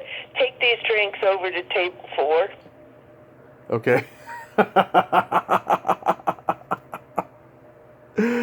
Oh. What do you call it? How can you tell if a turtle is nearsighted? Huh. How can I tell that? I don't know. He tries to fuck an army helmet. Oh, yes. Yes. Well, you can't blame him. I know, you're so Turtles need love, too. I know, you're so fluent in comedic devices that it's really hard to make you laugh. Well, let me tell you, that's not that I don't recognize a good joke when I hear it. Yeah. And this is the worst audience for a comedy, for a comedian is another comedian. Yeah. Because we sit there, we nod, oh yes, that'll work, that's it. And there's no, no laughing out loud. The person who laughed like a mofo is Jay Wolpert. He laughed until he was silly. He laughed until he got hiccups.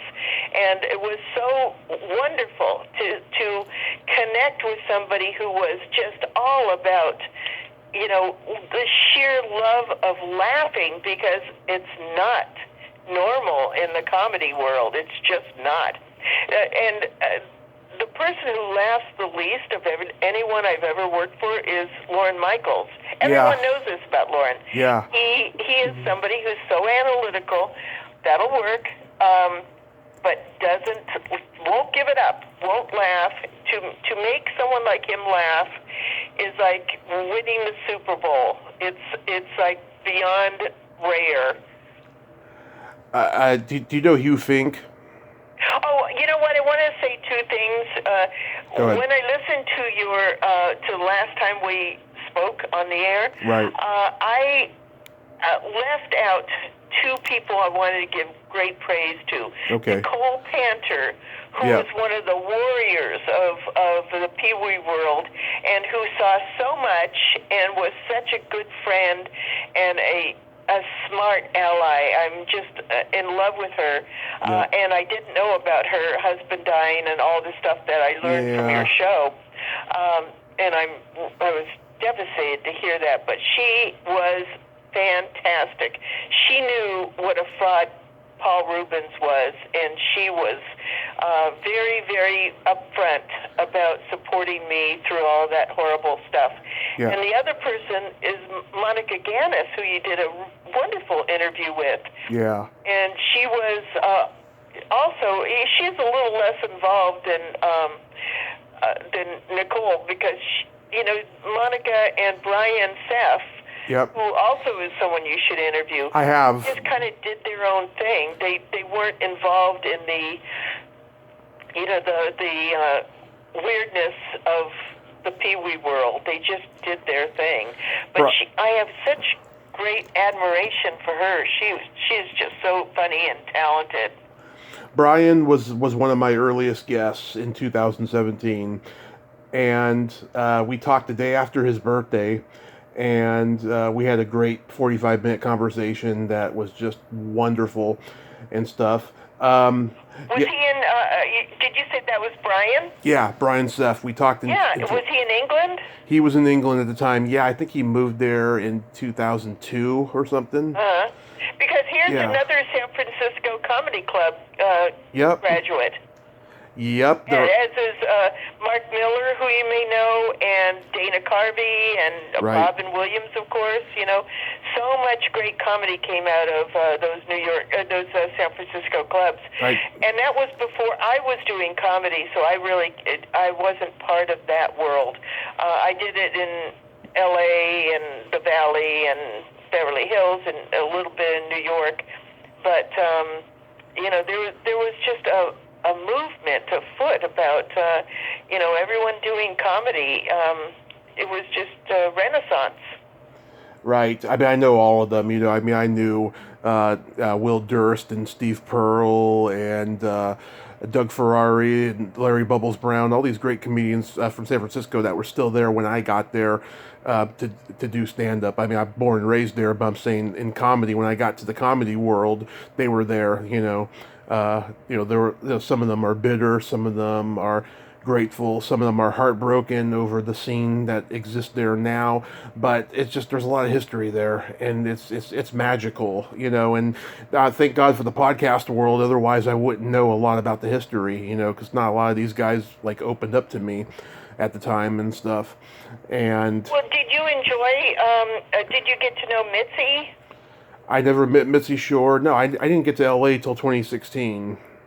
I see, okay. For the comedy, yeah. No, I never went on the road or nothing. I was hated by all my fucking peers because I was so brutally honest on stage and off, talking about my sex life and the way I felt about women at the time, which was not very kind. I will be honest with you now. But, my ideas have changed. I was just very angry. I was angry before I lost weight and started getting laid, and I was angry after it happened, and especially when I came back from my accident, I was really angry. And, I deserved a lot of the good things that happened to me, but I also deserved a lot of the bad things too, and I will admit that. Well, anger really holds you back. Yeah. And it doesn't make people want to be around you. And that's the one thing about Robin Williams that I think was a real fortunate thing, is that he was genuinely a happy guy. And, he didn't have that burden of being angry or being, no one wants to hear that shit. Right. So, But that wasn't always him either. I remember sitting with Mitzi. I would always record myself with a little tape recorder I had. Whenever I was going on stage, I would always bring the tape recorder, and I would always sit at Mitzi's booth.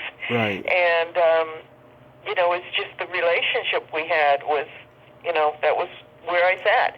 And one day, Robin was on stage. This is when he was doing a lot of coke, right. And he was just in a horrible mood. Yeah. And he saw my tape recorder, and he thought I was recording him. Yeah. And he's a guy who, by the way, stole jokes from people without apologies. He was just really well known as joke thief. I think. So it was. Saw my little tape recorder for my own thing, waiting for him to finish his set so I could go do mine. And he came over and he picked it up and he threw it across the room, and it smashed a million pieces. And Mitzi was going, "What did you do that for? She's not taping you." But he was coked out and he wasn't thinking straight, and he did apologize later and blah, blah, blah. But people, I think what got me into stand-up was I went there one time, this was years ago, and saw Freddie Prinze, who I didn't realize had, issues. Right. And nobody did at that time. He was just so funny and so warm. And that warmth was what made him a star. Right. It's why people wanted to work with him, because he was so such a happy guy. And his material was so gentle and funny. Right. And it wasn't any of this, endless angst. And I say that about someone who ended up killing himself, but he did that because of all the drugs he took. Right. Not because he had this dark side, because he didn't at the time when he, got all the opportunities of being on TV. He wasn't that kind of a dark-humored guy. He was upbeat and funny, and that's why he got an audience, because people want to see someone who's funny, who's sweet and funny. There's no bigger draw, and everyone just fell in love with him. He was just somebody you wanted to be around. When you think about comedy, don't think of it as dark and desperate. Think of fun. It is. Oh yeah, I've always be fun on stage. Oh yeah, I was always trying to be fun on stage. It wasn't always the negative stuff. I did have a lot of fun, and I did have some great nights where I killed. But it's just what was going on in my personal life at the time. And I didn't have any friends or peers or mentors. Just everyone was freaking against me, like genuinely against me. But you shine that off, or you shake it off like Taylor Swift does. That's not productive. Who needs that? Who wants that? Get rid of that shit. You just keep coming back in another form, and you keep swinging, and you keep finding the comedy that works for you. But, also, it would never occur to me to talk about my family or my love life or any of that stuff. That's not where my humor is. My humor is working on what's going on in the world. Right. And as long as that's your target, there's always something to be funny about. And you're not, you don't need to be,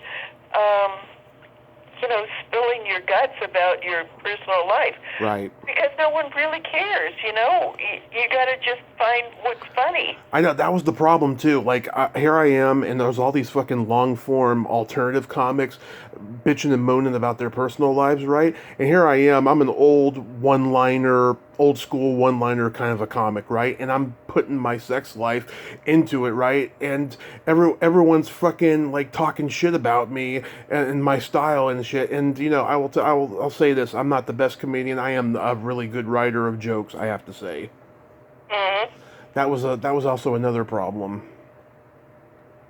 that you are a good writer? Why is that a problem? It was a problem for them because they frickin' came up with shit that sucked. Oh, well, a lot of the open you know micers. what? When you're working at that level, Yeah. Yeah, that's why Robin Williams, had a cow, because he thought I was stealing his jokes. Are you crazy? That's funny. Because he wouldn't have known my humor, and time went by and we became friends and everything, but he was coked out. He wasn't thinking straight. So he thought it was me stealing his jokes when stealing jokes was his thing, which was really kind of funny because that's, everyone knew he was just shameless about, he was this generation's Milton Berle, because Milton Berle was famous for stealing jokes.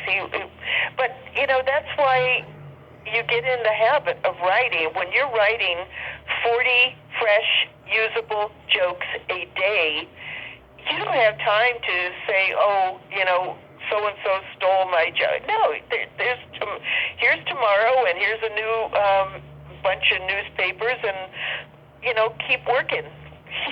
Yeah. That's yesterday's news.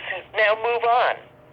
I think a lot of that of Robin. I think he was a sponge, and I think that the cocaine made him appear heartless over it, though. But I know guys who told me they got money from him much later in life, and that he apologized and all of that stuff. Yes, I'm aware of that, and that's good. I'm glad he did that. At least because he needed to do that. He ripped off a lot of people in those days. I remember one time going out to dinner with him and Christopher Reeve. Yeah. So they had a real.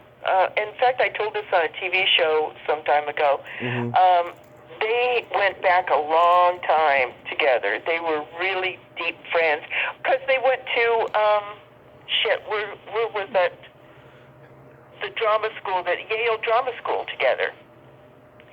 So at the Comedy Store, Chris would come and watch Robin, and then one night we just ended up at Cantor's, which was a deli in the neighborhood, and those guys could both speak fluent French, and I could get my way around it. I knew enough French from school to understand what they were saying. Right. So they were pretending they were just French, and people would come up and ask for autographs, and they would, no, what? We don't know what you're talking about. Right. Of course, everyone knew it was them, but they wanted to have a dinner that was quiet, and so they were just pretending they weren't their real selves. Right. So that was pretty clever. They were both really smart. And when Chris had his accident, which was just so devastating and sad and just horrible. Yeah. There was one time that Robin dressed up as a doctor to come to his room, and he had a mask on, so you couldn't really tell, and he knew that Chris was so desperately depressed and unable to do anything because he couldn't move.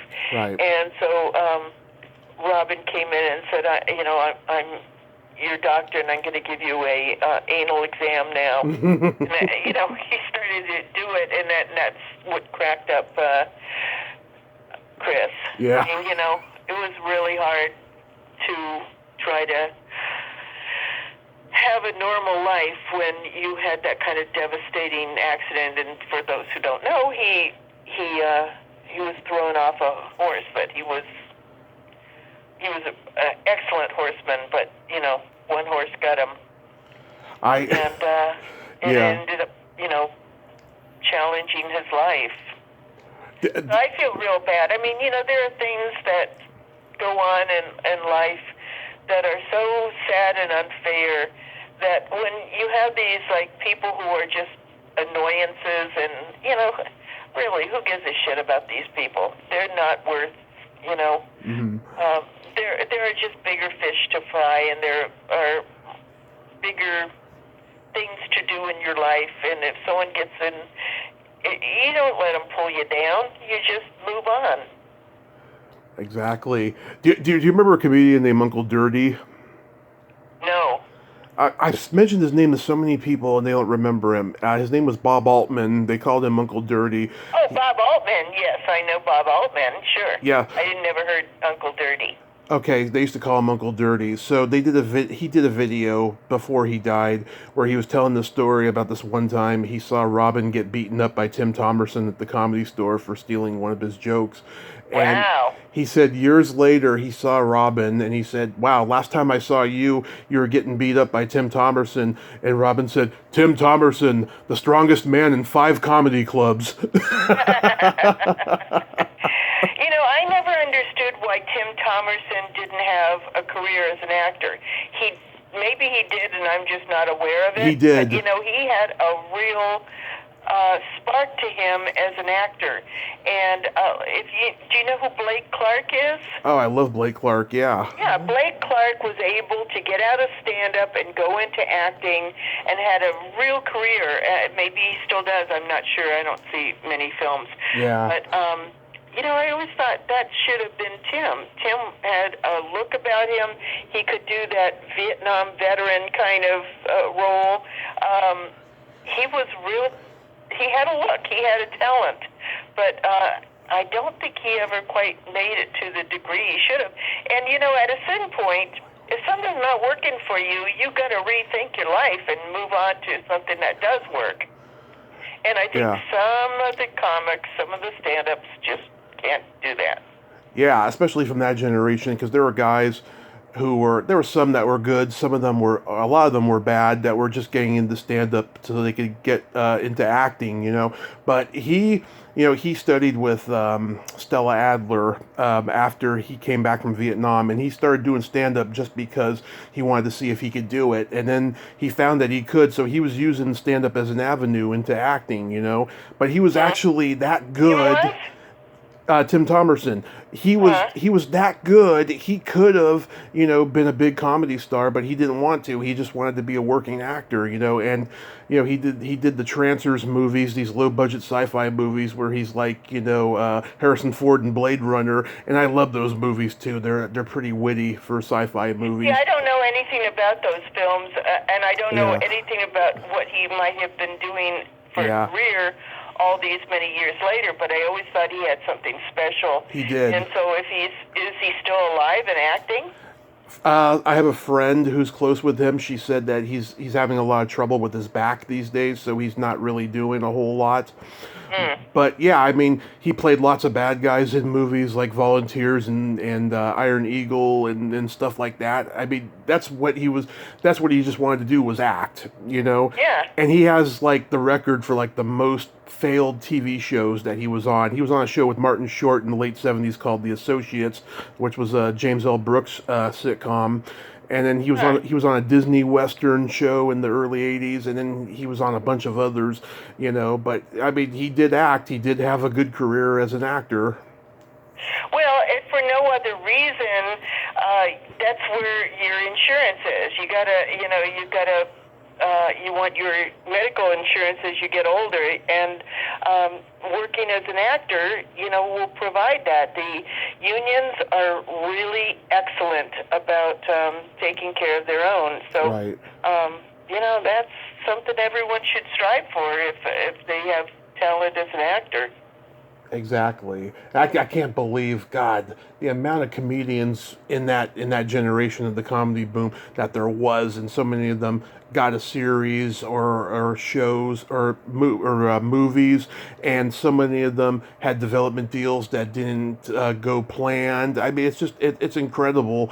Yeah, but that happens in every field. I mean, that happens in every writer, every actor has a million of those stories, you know. But then one clicks and you're set for, you know, a period of time, and then you got to go back to the struggle.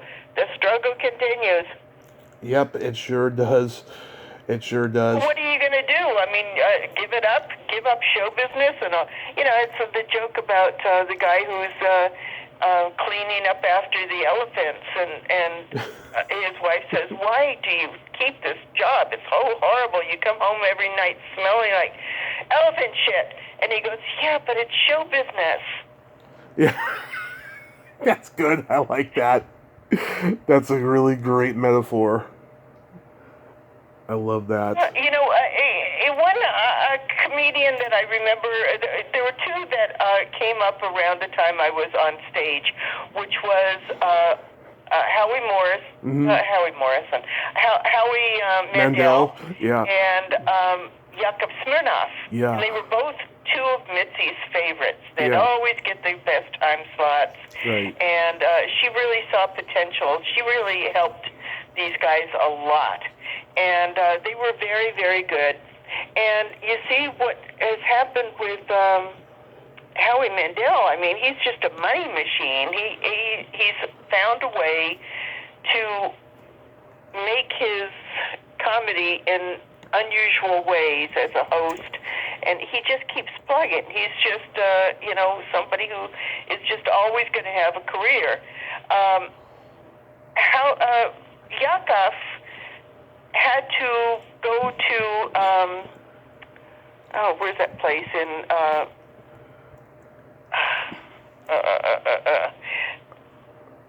that place in I should be able to think of the name of it, but anyway, someplace in the South, Missouri. And I'm blanking on the name. He moved to Missouri. I know that.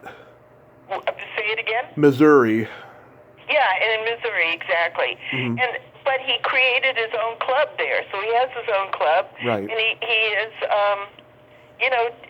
really filling he has a very fulfilling career. But I think that he would also want to have a greater prominence in show business. It's kind of shocking. You know, he did a movie with Robin, as a matter of fact. Moscow. And some films that were really very good, and he came off well in them. Mm-hmm. So I'm not sure why his career kind of stalled, or why he had to go out of town to make it in that business. But I can tell you. He was on Mark Maron's podcast about a decade ago, and he said that after the Cold War ended, like, people stopped caring about his humor, and so that's why his career went the way it did. Well, then you reinvent it. Then you write new stuff. You know, I mean, that doesn't track to me. That doesn't make any sense. Well, that's what he told him, so I don't know. That's what he's telling himself, because he's in Branson, and he would rather be here. But that doesn't make any sense, because you just reinvent yourself. He did come back, though, about 6 years ago when I first went to the Comedy Store for the first time. I remember seeing his name on the marquee. He was, like, back in town doing some shows. Oh, good. At the Comedy Store? Yeah. At the Comedy Store, yeah. I spoke to him a while back because I had a wild idea for a sitcom, and I thought it would just be perfect for him. And he said, "Yeah, I'm ready." And then I found out that he was a right-winger, and I thought, I don't want to work with someone who's a right-winger. Just don't. Life is short. I don't want to be in the company, go to work with somebody whose political views I disagree with. So enjoy your right-winger. Maybe that's, maybe he was always that way. I don't know. But, not gonna do it. Dawna, I absolutely love you, because I am the exact same way. I mean, I do have friends, in the business who are Republicans, but like I can, like, we never talk about politics or anything like that, and I can disagree with them, but like certain exceptions apply. And hearing that from you, it was just hilariously honest, and I love it. Well, I mean, when you work on a series, you're really with somebody night and day, and politics at this point in my life, it's much more important to me than anything else. Yeah. It's a driving force in my life to be with people that I agree with, and to be with kind people that aren't, first of all, the humor of right-wing humor is just so awful to me. That's why you don't see too many right-wing comics, because there's just it's nasty. That's the difference between, say Kevin Nealon and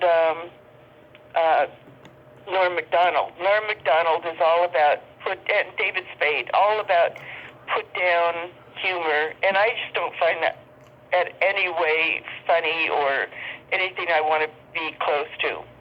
So, but that's the world we're in, is we can find people who agree with us and who look at life as we do.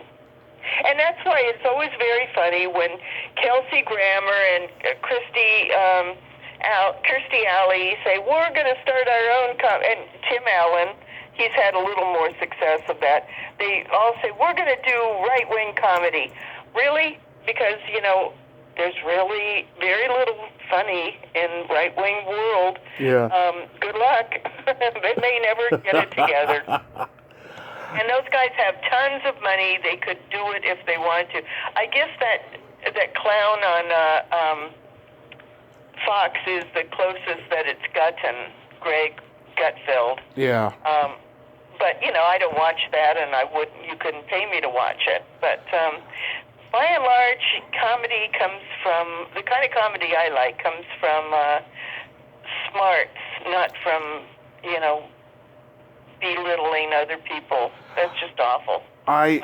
Well, if they're putting down somebody I don't like, then I'm on board, But if they're just being needlessly cruel, I'm like, oh, come on, man, don't talk about that. It's very sacred to that person, It's not necessary. But like if someone's putting down the Kardashians, I'm on board. I cannot stand those people, But I get what you're saying. I don't have anything against them. They've managed to create a world that I don't care about, but, right. They have their own thing going. Good for them.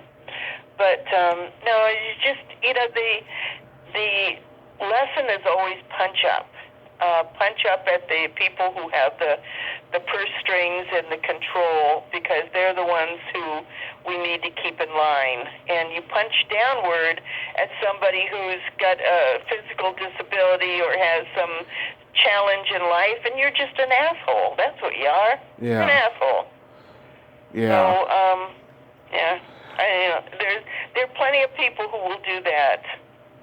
Yeah, I mean, I think that you're a brilliant mind. You always make me laugh on Facebook.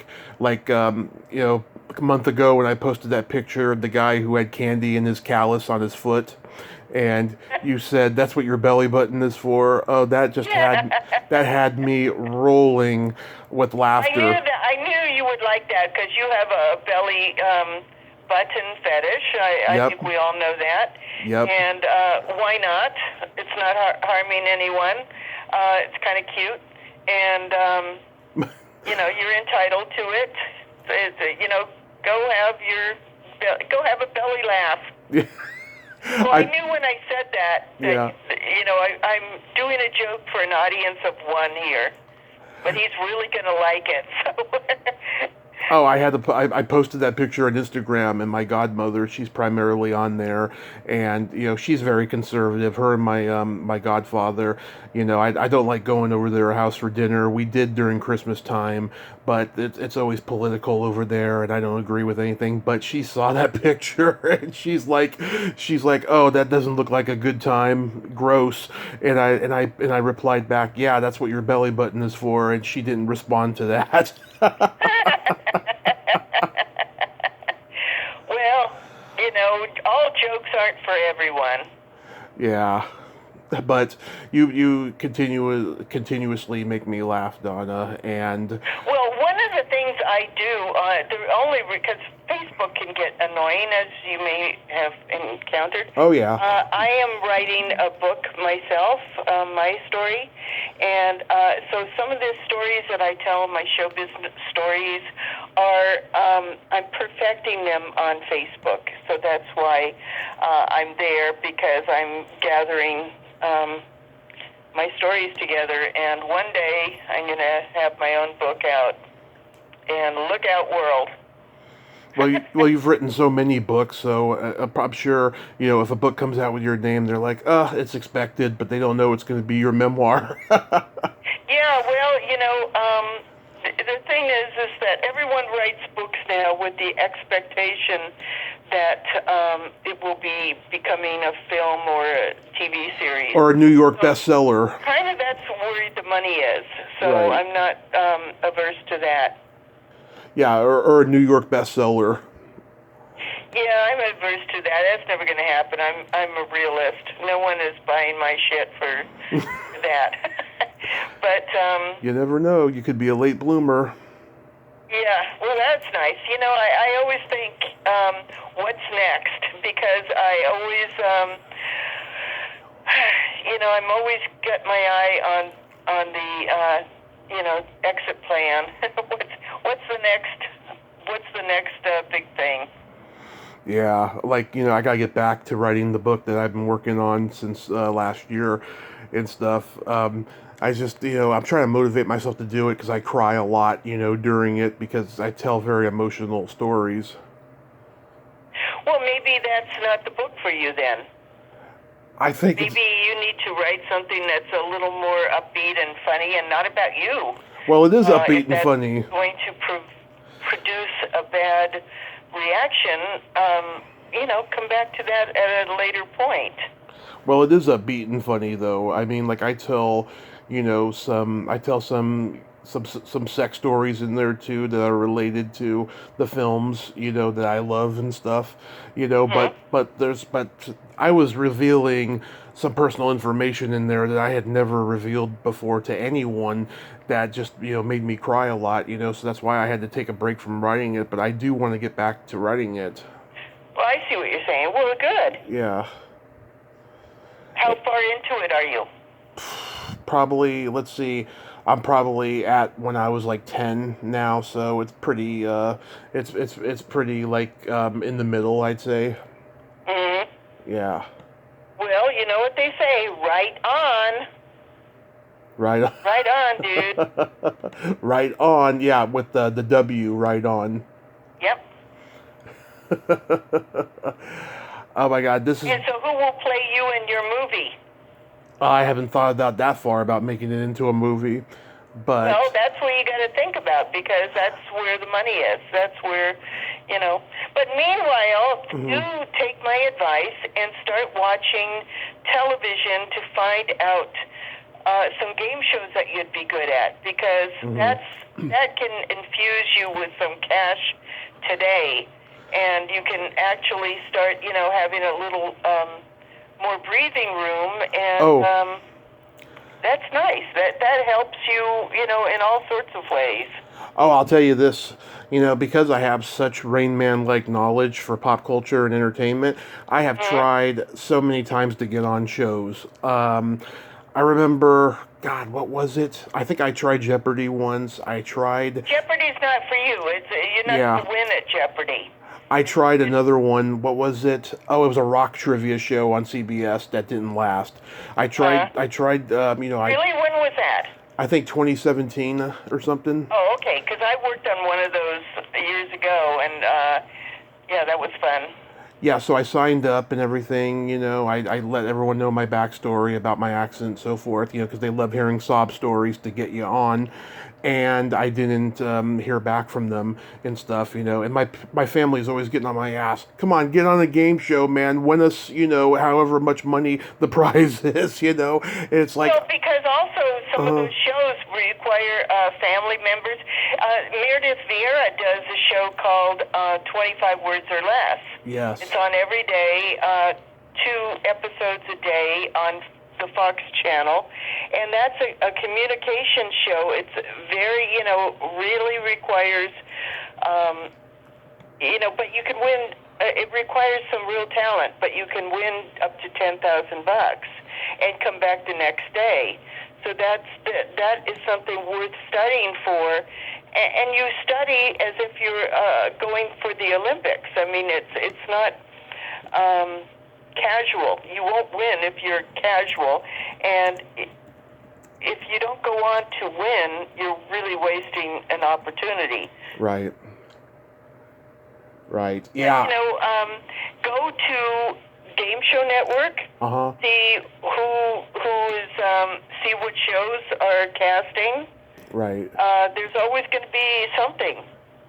But, you know, it's also very seasonal. So I don't know what the season is right now, if it's at the point where they're looking for people, or maybe they've already shot their wad for the season.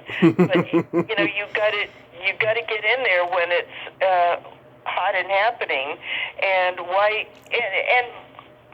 you know, the show that you auditioned for, it could be, and probably is, that they got canceled. So don't look at that as anything you did wrong. Right. You can't have any control about that. So that's why there are other shows. Wheel of Fortune is another one that you can make tons of cash for, but they have so many people ahead of you, it's not worth giving 5 minutes of time to, because you're never going to get on. But a lot of shows, you know, if you dial it back to something that is attainable, you can make, you know, prizes and money. Right.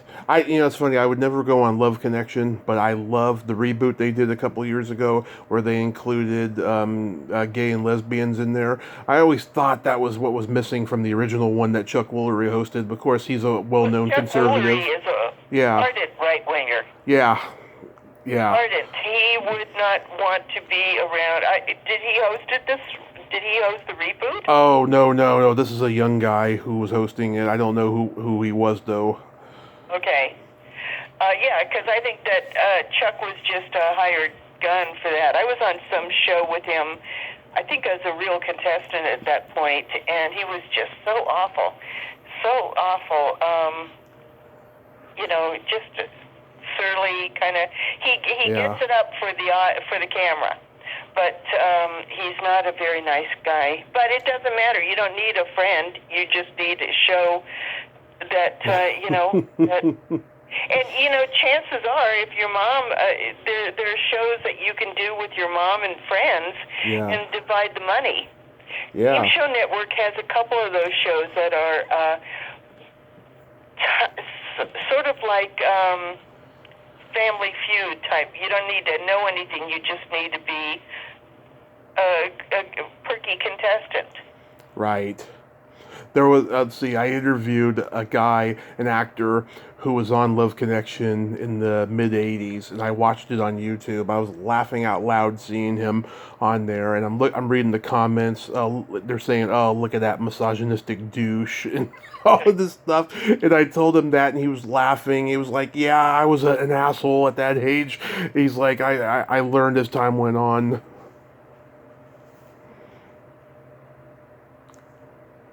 Did I lose you? Did your phone go dead? No. I was just waiting for you to respond. Well, you know, the misogyny just doesn't really play. No. You know, it's just creepy.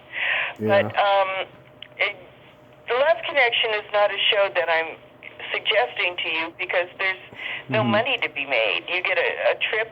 You know, it's all actors who want to just get a piece of tape on themselves. Right. It's not a real show. I'm talking about a real show where you can study up, or, you know, be a real good contestant and get on and make money, or at least prizes. And you can do one a year, and why not you? So go to Game Show Network and see. I think it's called. There's one called Survey Says. I forget who hosts it. But you know, there are a lot of options now that you know, will pay some bills for you. Yeah, sounds like it would be a lot of fun too. You know, and have fun. Exactly. I left that part out. Yes. My dad and my stepmom were in the audience of Family Feud, not Family Feud, The Price is Right, back in 1999, and it was like a prize that they had won. I'm trying to remember what my stepmom did. Were they contestants on the show? Were they contestants? Yes, they were. Yes. Huh? They were contestants, and I never saw the footage because I was in school during the day when it aired. Right. And I've looked for it on YouTube, like, Price is Right 1999. Haven't seen my dad and my stepmom, unfortunately, on there, but someday it'll resurface. I was a contestant on that show in, I don't even remember who's hosting it. It was long before, Bob Barker. Yeah, it was before him, I think. But I won a car, and I won, what else did I win? This weird, kind of what do you call that thing? It was a something. If you're going through the swamps or the Everglades, you want one of these. I don't even know what you call it, but it was like this rubber thing. It was like a raft that was floating over the waters. Well, I'm not somebody who does that. that isn't. So I sold that immediately, Right. And the car took like a year to get to me for some reason, and by that time I sold it. And so anyway, I made cash on it. I made, sold everything, made some cash. But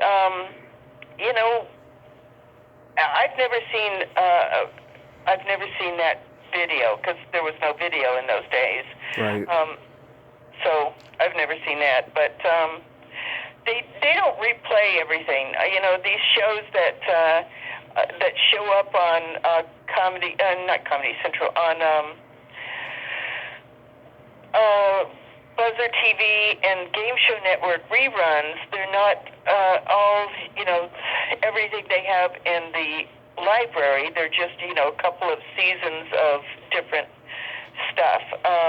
But Right. that's why it gets a little crazy with some of the old passwords because they only have like 3 seasons worth, and they keep running them, which are fantastic because they're wonderful time. And in those days, in the 70s and 80s, they gave huge money away for these daytime shows. Right. Now it's just like maybe $10,000, and they think they're being so generous. But in those days, really, you could make a whole bunch of money as a contestant. But things are cheap these days. But still, they give something away, so it's worth going on. I'll definitely give it a try, Dawna. And I want to thank you so much for coming back on. And I think Yes.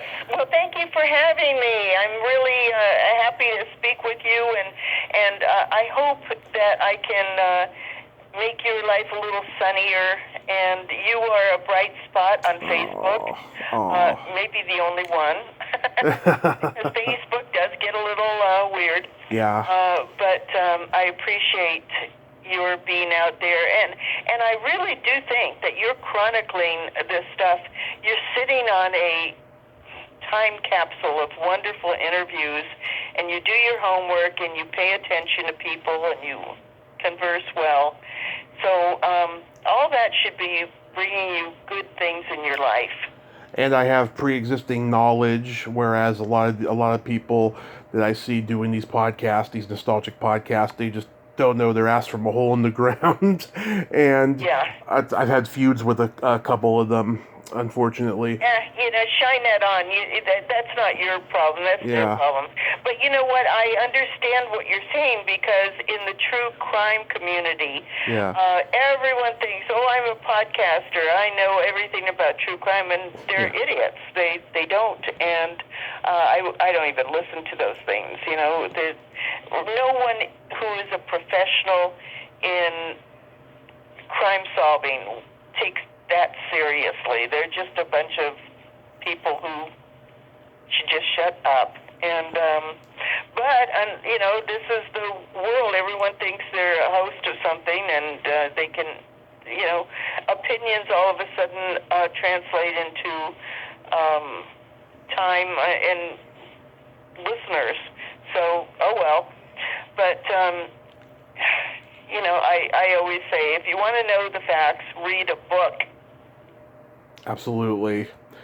And also, too, I think you and I got closer tonight, and I've enjoyed this so much.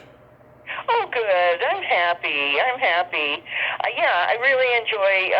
I know I'm really happy you're out there in the world, and I want to see good things for you. You've got so much going for you, so you know.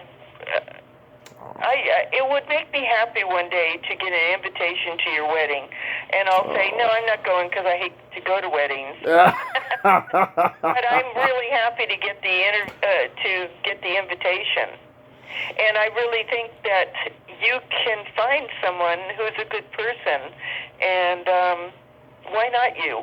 Why not you? Oh, thank you. Yeah, we'll see what happens in the future.